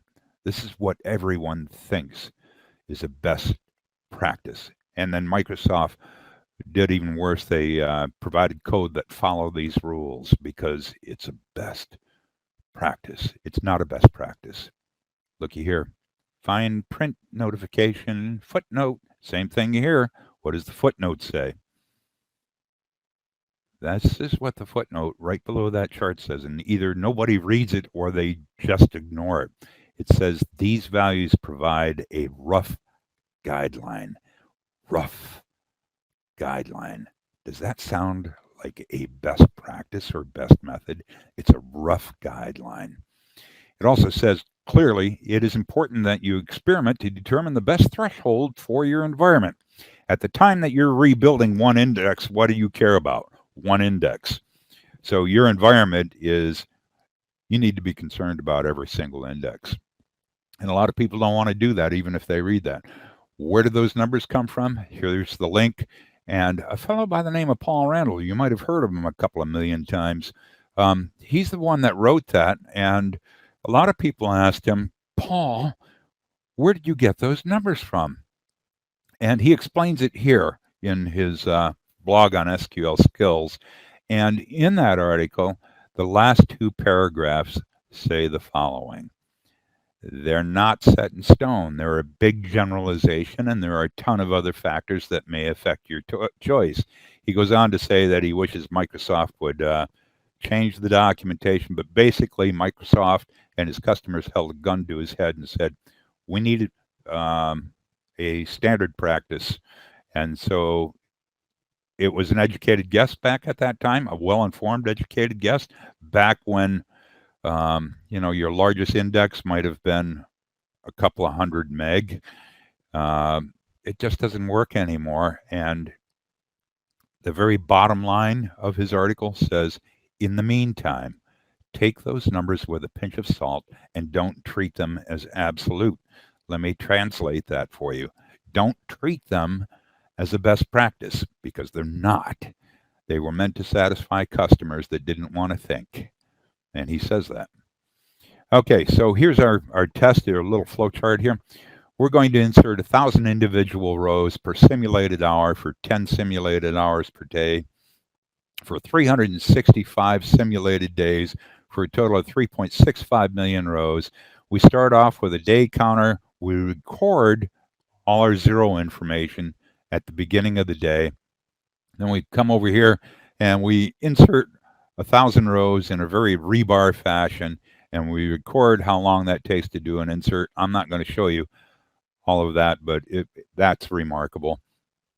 And then I measure the fragmentation after every single hour. I don't include that in any of my duration counters because who in their right mind would do that except somebody, some gray-haired old wirehead doing tests. And then I hum around in that loop for 10 hours, and then I come out and I do, let's just talk daily defrags.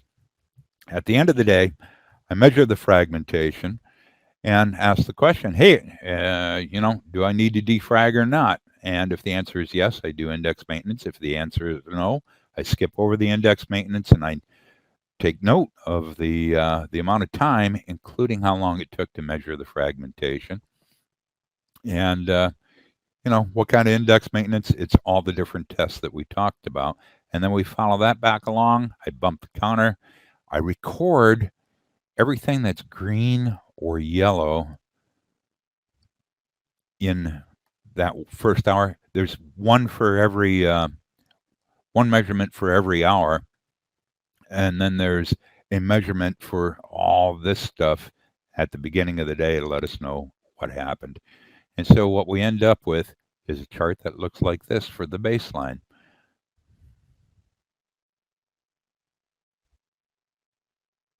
Okay, over on the left-hand side, we have a page count of the leaf level. That's all I'm measuring, is just the leaf level. I have the day numbers across here. Each vertical line is equal to 1 week, and that means we have a chart resolution of a dot every hour. There are 10 hours in a day, and each vertical line has 7 days included in it, so there's 70 dots in there. Of course, the test duration was 1 simulated year, and this diagonal line is the baseline. Some interesting facts about that is it was done in a pre-sorted ever-increasing manner, even though they were GUIDs, which makes it work kind of like an identity column.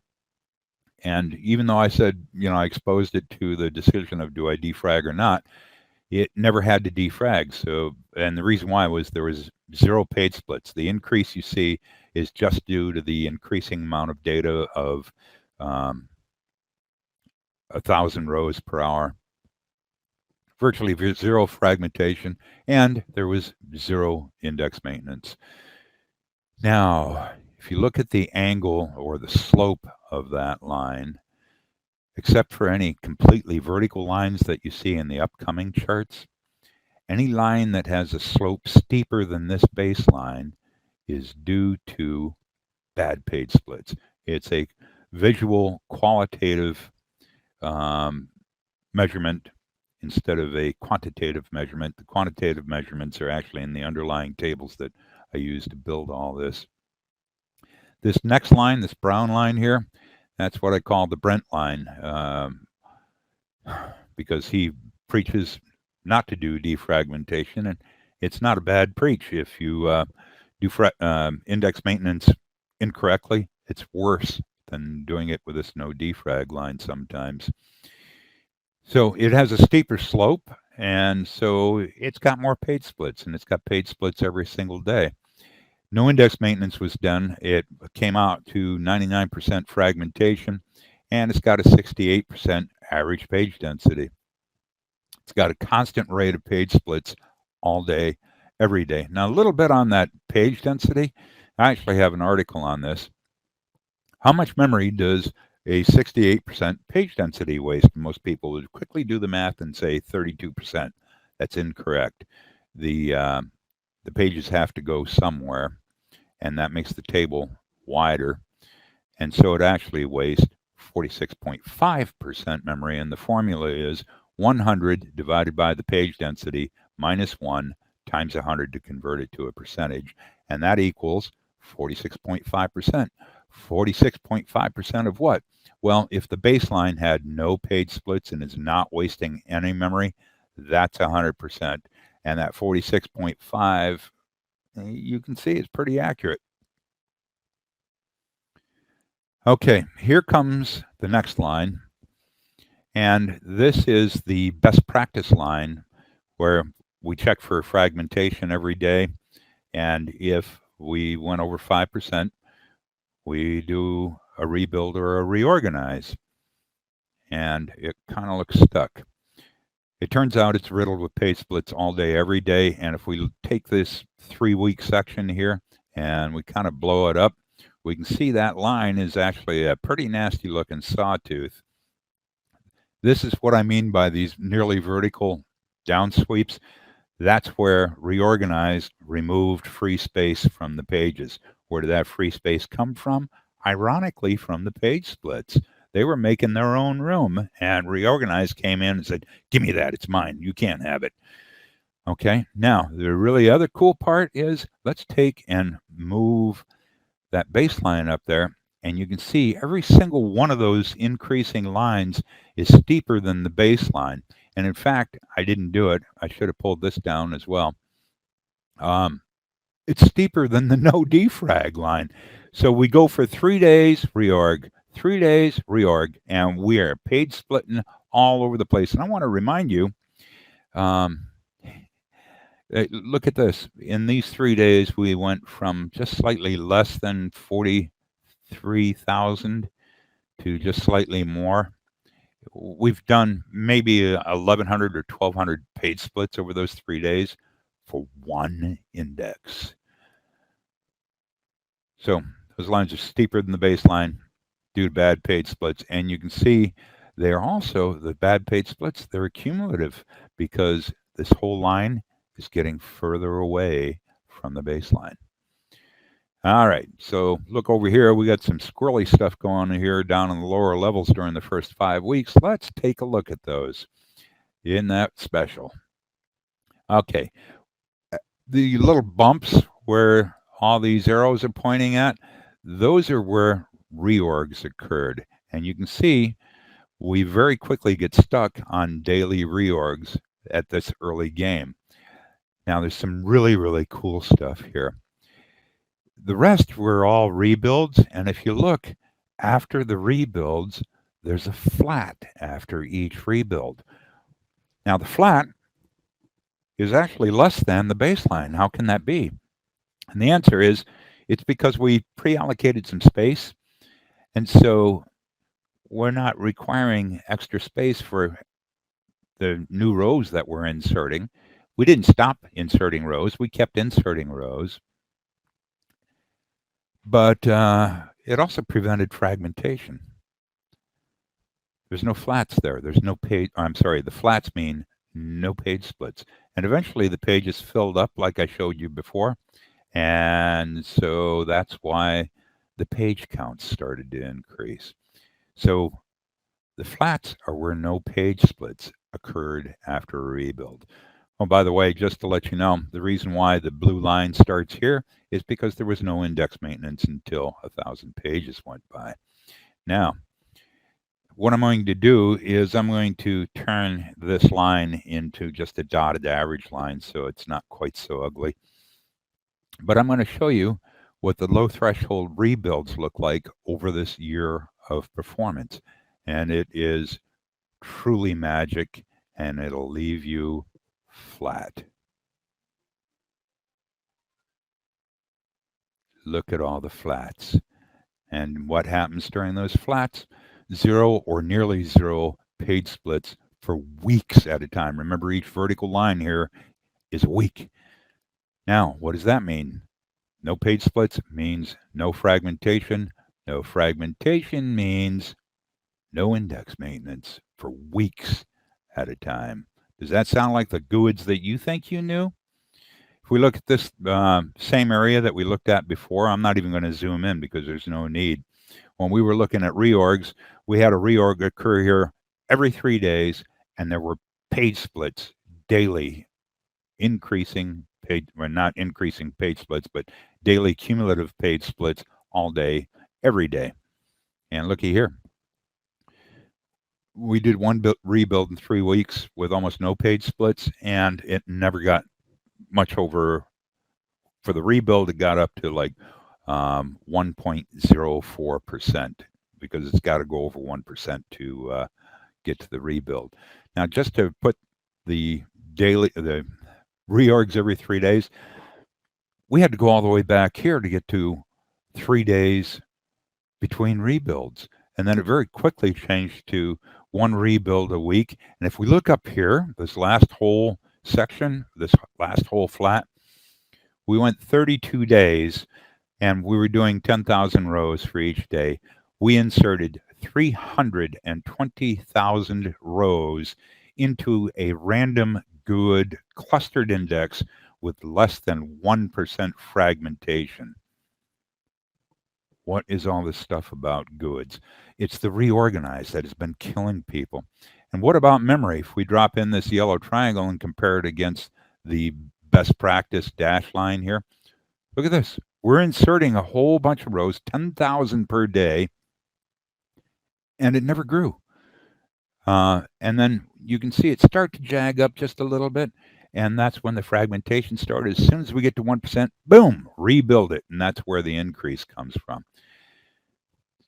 So, except for when rebuilds occur, it's always going to use less memory than the best practice. And you see this end of run stuff here? Let me just zoom in a little bit so you can see. This dashed line here is the best practice line, and you can see from here to here, we went about 4 days with the low threshold stuff. So what does that look like? Well, let's look at the best practice line first. You're going to be amazed. Maybe not. That is what the index looks like at the end of that year for the best practice method. And if you look up here, you know, that area above the fill factor is chock-a-block full, and that's where we need it to be empty so that we can insert into pages that aren't full so we can prevent fragmentation. But reorganize cannot make the extra pages to do that, and so it leaves them full. And this is a train wreck. If you look up here, current size 551 megabytes. Excuse me. And about 70,500 or so pages. That is what we look like after 4 days for the low threshold rebuilds at 80%. And if you look up here, it's got exactly the same number of pages as the best practice, but we're saving 11 megabytes here, even after 4 days. If you look here, we're a little bit shorter. We're about 69,500, so about 1,000 pages shorter.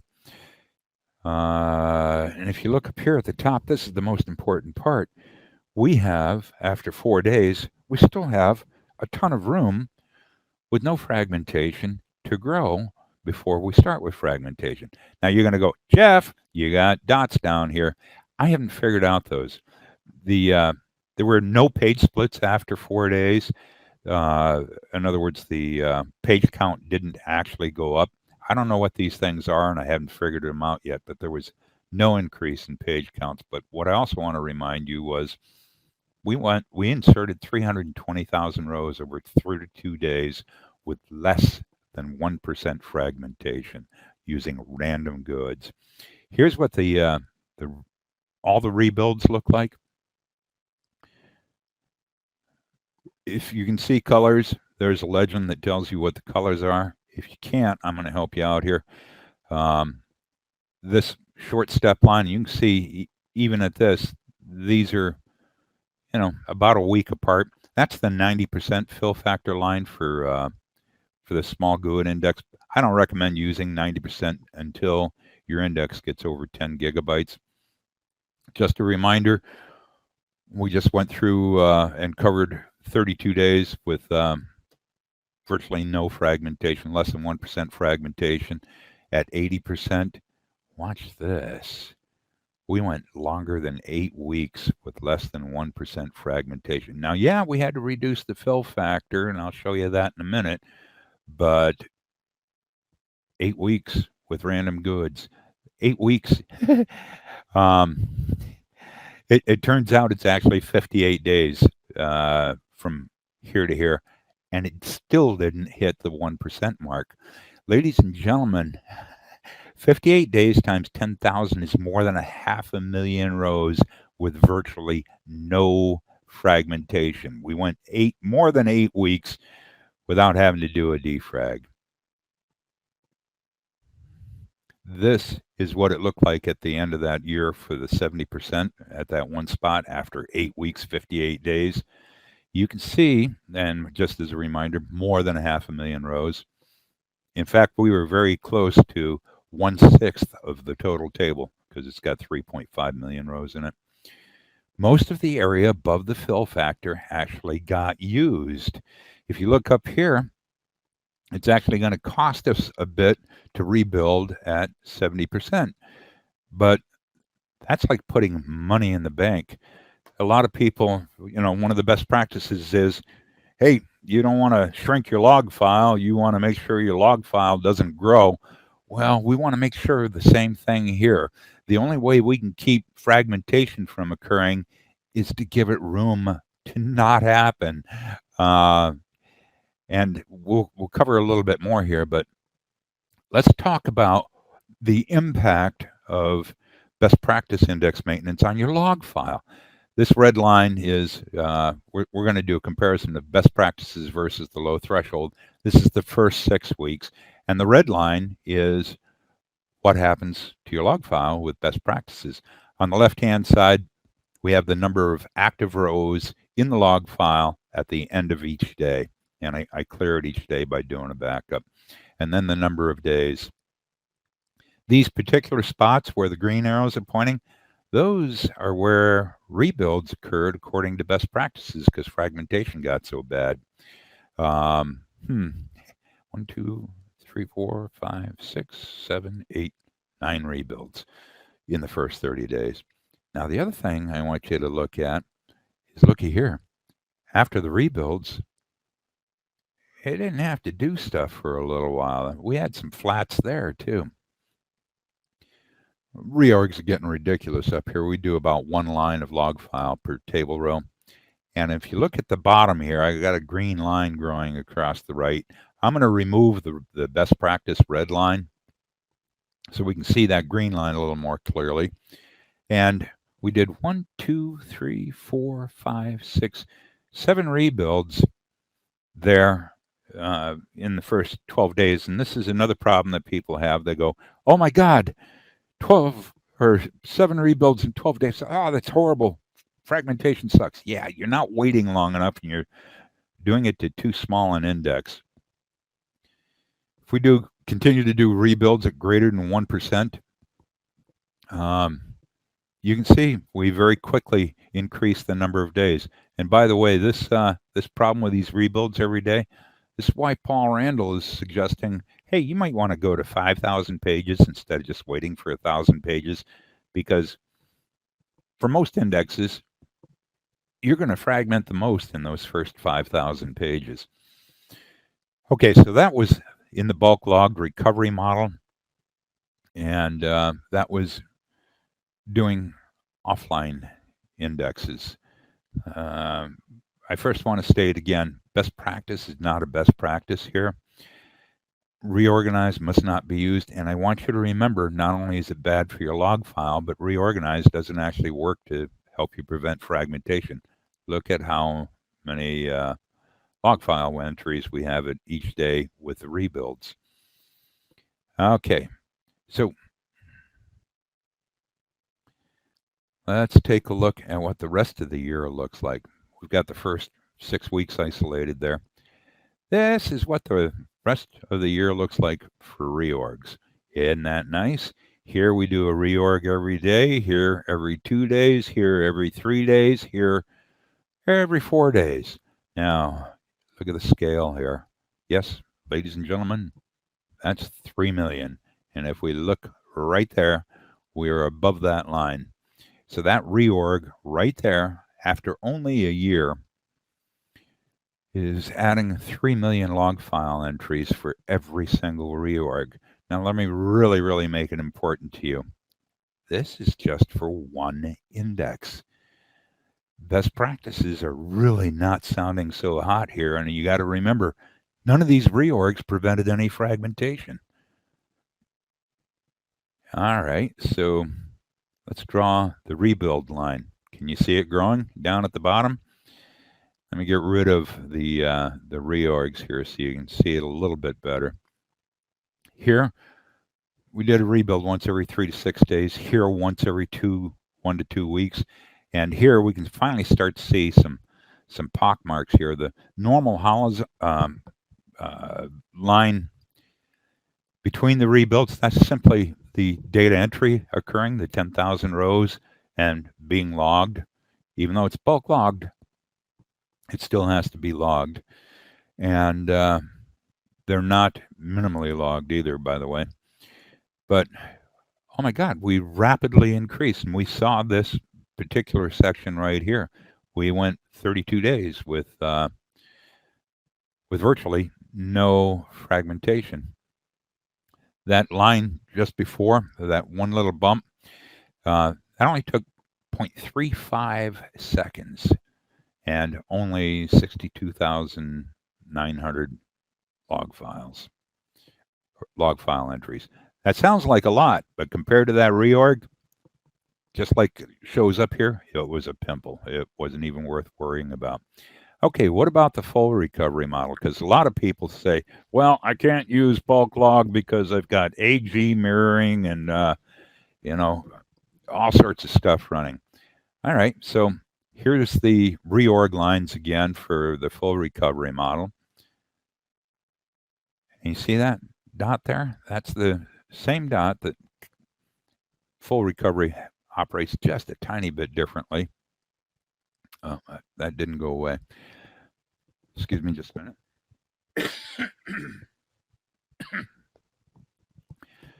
It only took a second for this to rebuild. I say only a second, that's an eternity to me. And it about doubled the log file entries. But still, look at what it does compared to reorg. And I want to remind you, reorg didn't work. Now, what about online? Everybody loves online rebuilds. Okay, and nothing comes for free. This is the same reorg plot that we had before, and I had to change the scale to accommodate what online rebuilds do. The green stuff is the online rebuilds, and that same pockmark that we had before now takes almost 9 seconds and almost 8 million log file entries for an online rebuild. So is it worth it? Well, consider this.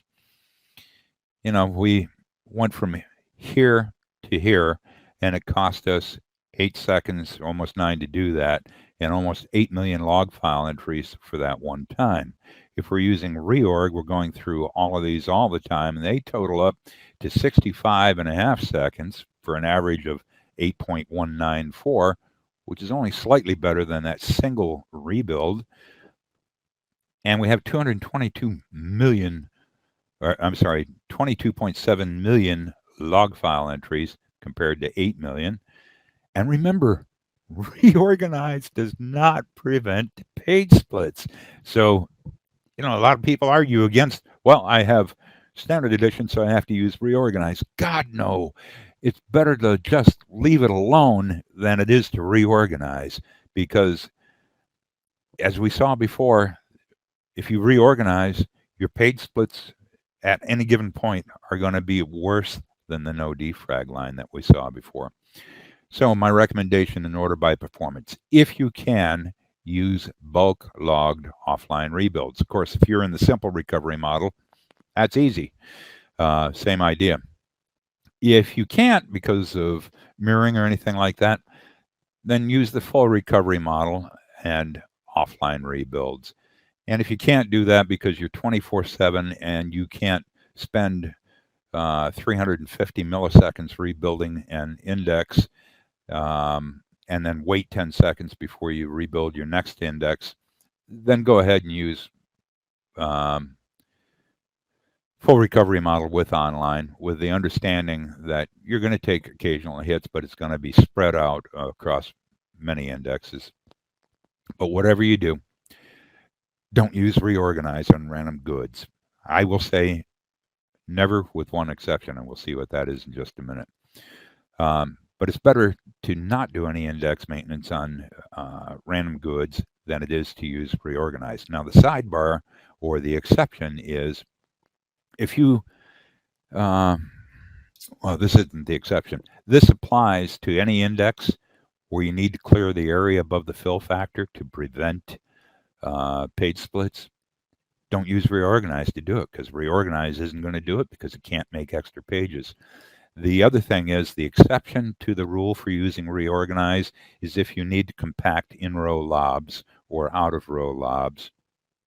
But if you're doing it to correct in-row lobs, you want to follow your reorganize with a rebuild, because rebuilds won't compact lobs, only reorganize does. Again, lobs, that's a whole nother session, and I'll talk to Tracy. Let's get back to new sequential ID. Jeff, all of this is invalid because new sequential ID fixes all that. Yeah. Features is in quotes as a form of high sarcasm. They're similar to the old Type 1 GUIDs, which means they still contain a security risk because of the MAC address. You have to keep it in-house. And if you can, then it's not a risk, but can you guarantee that? It changes sequence at every restart. It only works as a column default. You can't put it in yourself. So that means that your GUIs still require a second trip to get the latest value. It still has a hotspot, just like identity. Excuse me, I'm getting excited.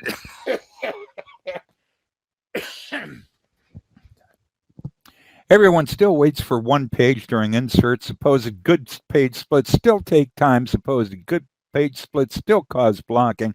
The system has to wait on sequential generation. It slows down concurrent inserts. It is subject to massive page splitting due to expansive updates, which I haven't demonstrated yet. It's still best it merges. It is less likely to produce a duplicate than a type 4 GUID. But you got to admit, a 1 in a billion chance out of 103 trillion GUIDs, yeah, type 4 is good enough for me. Then there's the MAC address. That's where the MAC address shows up. And no, that's not my MAC address. I copied this one off the internet because I didn't want to expose my MAC address. And if you look over here, you'll see that 1 byte is counting all the way up to FF. What happens when it hits FF? The next byte is going to turn to EE, and the first byte is going to go to 0. And the reason is the bytes are sorted right to left here, just like they are in a type 4 GUID over on the very far right-hand side. They are not in the order that a human is normally used to seeing. So please get off me about, good Lord, we need to be able to sort these. Yeah, convert them to a char 36 in your order by and go from there. So my recommendation, new sequential ID, is the same size as random GUIDs, except for merges. It has none of the advantages of random GUIDs. The only reason why it's considered to be truly globally unique is because of the MAC address. It's much better than identity because you won't get collisions as much. Except for merges, it also has all the same disadvantages of identity. It's got many of its own disadvantages, such as its security risk, and you can't guarantee it won't get out. So my recommendation is don't use this unless you absolutely 100% all the time need merges that have virtually no chance of collisions, and only if it's not public facing. I keep talking about expansive updates on identities. Here we go. And this just ate my face off, and this is why I went almost 4 years with no index maintenance. Lowering the fill factor. Everybody's knee-jerk reaction, I love that term, Paul Randall uses it a lot, it is a knee-jerk reaction, is, hey, I'm having fragmentation, let me lower the fill factor. Yeah, let me show you how that works with clustered indexes. Remember, a clustered index is an ever-increasing key that makes it append only, and so you're inserting to the tail end of it. And for inserts, that's a supposed advantage, except it causes a hotspot where everybody is after. And that advantage can be destroyed quite easily. So here's an example index using index DNA. And a very common processing method is they insert new rows, which goes in at the end of the index. They process those newly inserted rows because they have to add information of one type or another to it. And part of that process is to update the new rows to identify that it's been processed. And typically, there are things like comments and modified by columns, which are varchar. And they go from null to some value, which is an expansive action. And so they looked at that and they said, oh, fragmentation is occurring. These things keep fragmenting. And they lowered the fill factor to 70%. And here's the result. This table contains 90,000 rows. That's how much space it used to take before they converted it to 70%.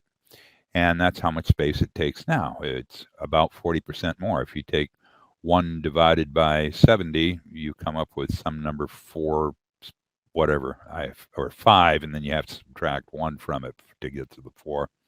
So significant cost here in extra pages. Let's see what happens when we add an extra month without the expansive updates. We're just going to do an insert. And what I want you to watch also is down here, we're at a scale of 2,500. The scale is going to change because we added extra rows. This also just shows how index DNA works. It'll automatically do all this for you. So here we go. We're getting ready. Boink! There's the extra 10,000 rows. What in the heck happened here? Inserts don't pay any attention except for one special instance that I discovered, and we won't go through that right now. But if you've got rows in your index and and it's an ever increasing index and you insert rows, they're going in at the end and they're going in as full as possible. These aren't quite at 100%. You can see a little tiny distance between that cross line there and that, but that's what happens. So the next thing people do, and you can see we did change scales. The next thing that happens is people say, okay, let's update last modified by, or let's add comments to it, or whatever. And of course, index maintenance hasn't happened yet.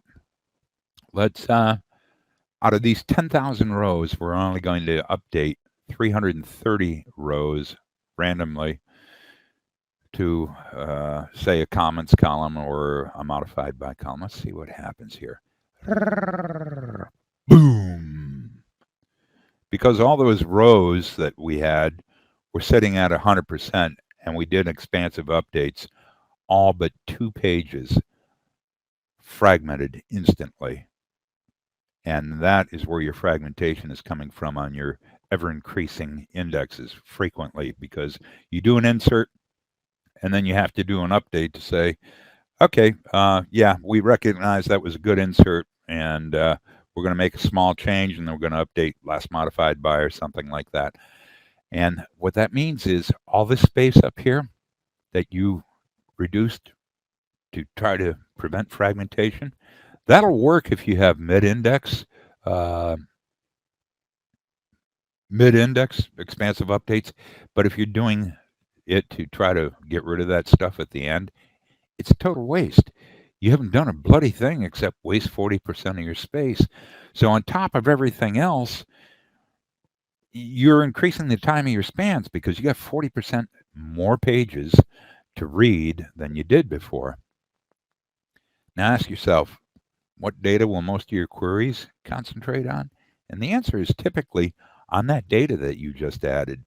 Everybody's going to be interested in that, and that's where all your phone calls and, that's your where your transactions have occurred, and that's where all your latest data is. And remember, in order for you to do a select on it, it has to be in memory. And those pages are only 50% full. You're wasting half of your memory. And that might not be a trivial amount. So to summarize, you're wasting half your memory unless this gets rebuilt, and it probably won't be rebuilt in time, but rebuilding it at 70% does nothing for the pattern of insert and update before index maintenance happens. And guess what? New sequential ID is sequential, so it has the same problem. Sequences have the same problem. Anything that's ever increasing has the same problem, including date columns, so be careful. So, properly maintained random GUID index, this would not have fragmented during these inserts, and it wouldn't have fragmented during expansive updates. We already proved that on that one slide where we did, what was it, 58 days with no fragmentation. So, people say random GUIDs have a fragmentation problem. No, you have a best practice problem that you need to give up. So, quick little review. New sequential ID. Lots of issues. It's a security risk. My recommendation is don't use it unless you need absolute guaranteed collision-free merges. And gosh, if you're going to use that, why not just use a big int? It's not worth it. Identity columns, tons of problems. They can be useful though, because int is 1/4 of a GUID and big int is half of a GUID, and it may actually work out better that you are inserting at the end, but like anything else, it depends. So my recommendation is, yeah, it's okay to use these, but use them with your eyes wide open. They Despite them being called a best practice, they too are not a best practice. It depends. Random GUIDs. Everybody says they have issues, and I agree. They are wider than the identity column, grossly wider, and if you put those across your non-clustered indexes, yeah, you're going to have a problem. Collisions are still possible, although astronomically rare. And you might not want to use these for petabyte-sized databases, but they might also, if you're suffering a lot of fragmentation in your petabyte-sized databases, these could be, it's ironic to say it, isn't it?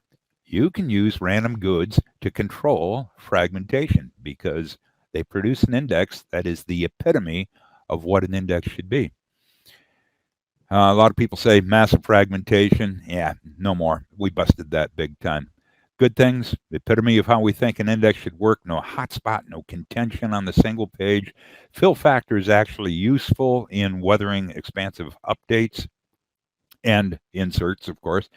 We proved that we can go weeks or months with no page splits, and that was only on a 1-year-old table that was only 3.65 million rows, and it is a pretty narrow clustered index. It was only 123 bytes wide.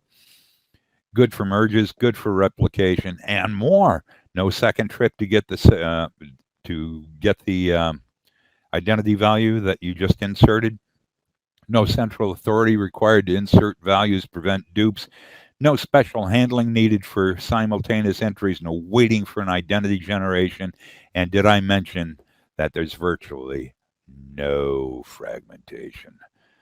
The bottom line on how to maintain these things is you are going to have to use a lower fill factor. And I strongly recommend that if you follow this recommendation, that you rebuild your indexes using a 71 or an 81, or if they get big enough, a 91 fill factor. The one has a purpose. It's to remind you that you need to rebuild them as soon as they go over 1% instead of using reorganize. Oh, God. We never want to use reorganize on random GUIDs, not ever.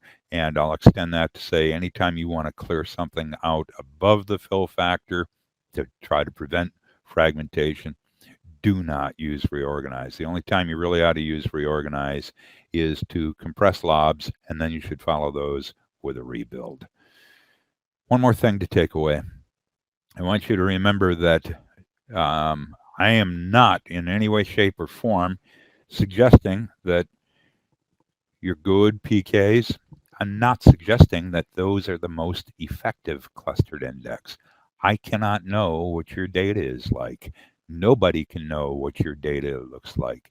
So when it comes to selecting the correct clustered index, stop listening to the crowd because it depends. You have to go in and look at your stuff and figure out what is going to be my best clustered index. I have to weigh inserts, I have to weigh expansive updates, I have to weigh hotspots, I have to weigh distribution. Just weigh it. And remember, the clustered index does not have to be the same as the PK column. It's unfortunate that Microsoft defaulted PKs to being the clustered index. Choose wisely, folks. And that's the end. If we have any more questions, and I'm sorry that took so long, but there was a lot of information to pump out there. Yeah, there's a lot of great information. There have been no questions so far in the second half. There have been minds that have blown. You could hear them popping, could you? Pretty much. Well, the one of the things that I learned a long time ago was, a lot of people say if you're a really good instructor, you'll have a lot of great questions. And I'm going, no, if you're a really great instructor, nobody will need to ask a question. So I'm actually kind of happy about that. So we do have a question here. If we want to measure this ourselves, so if we're supposed to measure this ourselves, do we need to replicate your work? No, they don't need to. No, I do have. Let me just show you. Where is it at? This is my frag test 10, and you can see all the tables that I've made here. Those are the results, and I have a thing called IX page stats and a stored procedure that does all of this. These are all the stats that ended up showing up. I have the test name and everything like that. If you wanted to identically replace or retest what I've done, I can send you the code that builds the stored or builds the database, creates the two stored procedures and the scripts to run all the tests. So, but no, the proof is in the pudding. If you just want to build a whole bunch of data, you can use F and tally to act as a row source and just build. It'll handle up to 4 billion rows as a row source with no while loop. What other questions? I hope that answered the question. Yeah, I think so as well. And also the follow-up, I think, helps answer the question as well. Is your index DNA procedure online or available? No, it's not online. I'm going to include it in the zip file. And that procedure is, and the related spreadsheet will be in the zip file that you and I put together, Kevin. Yep, and I'll leave a comment and meet up with the location of that once it's up. Right, and just so everybody knows, the reason why I delay in it is because, as you've seen, my presentations don't actually need me. You could go through it and pretty much derive the same thing without, the melodious voice of this high-pitched man. But the other reason is in the days of live presentations, if there was, well, even now, if there was a question and I went, oh, you know what, I need to include that because that is seriously good for other people to know. I'll add it to the presentation before I zip it up. So, and have any other questions come up? That was the last question. Okay. Well, and we went seriously longer than what I thought I was going to because I had libbed some stuff in there, but I hope you think it was worth it. And I want to thank you folks. Most people don't understand DBAs and developers have a really, really tough life. They spend a lot of time doing things, and it takes toll on them. And for you to give up some time to come watch one of these presentations, that just says mountains about you and trying to do things right. So I guess now is the time for my last slide. My name is Jeff Moden, and I want to thank all of you for spending your time here. Kevin, I think that's a wrap, buddy. Yeah, we did get one question under the wire. That's an interesting one. Okay.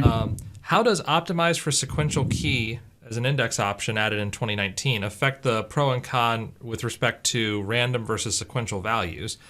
So due to reduced hotspot issues, it doesn't fix fragmentation, but basically the question is, does that change your mind at all on anything? The answer is possibly. The real answer is I haven't tested it yet. So I can't actually give you a good answer. Any answer I give would be wild speculation because 2019 is kind of wild. So I can't honestly answer that question, so I won't. Right, fair enough. So what I'll do right now is vamp for just a few seconds in case there are additional last second questions. But Sure. This was incredible. Thanks for the wisdom, says Mike in chat. And I agree. This was an incredible presentation. Thank you so much for delivering it for us tonight. You betcha. Well, again, thanks for sticking in there for, 2 hours and 20 minutes? Thereabout. But, yeah. So next week, we have another meetup planned. Come check us out, meetup.com meetup.com/tripass. I had to remember if it was a .com or .org. This is how late it is for me. So meetup.com/tripass. We have our next couple of sessions already up scheduled. And in the meantime, once the slides and stored procedure and Excel spreadsheet are available, I'll make them available in a comment for people. So check back in the comments a couple days or a day or two from now, and hopefully you'll be able to see that link. With that, we are going to wrap up tonight's session. So thanks everybody for tuning in, and we will catch you again later. Thanks for having me, guys.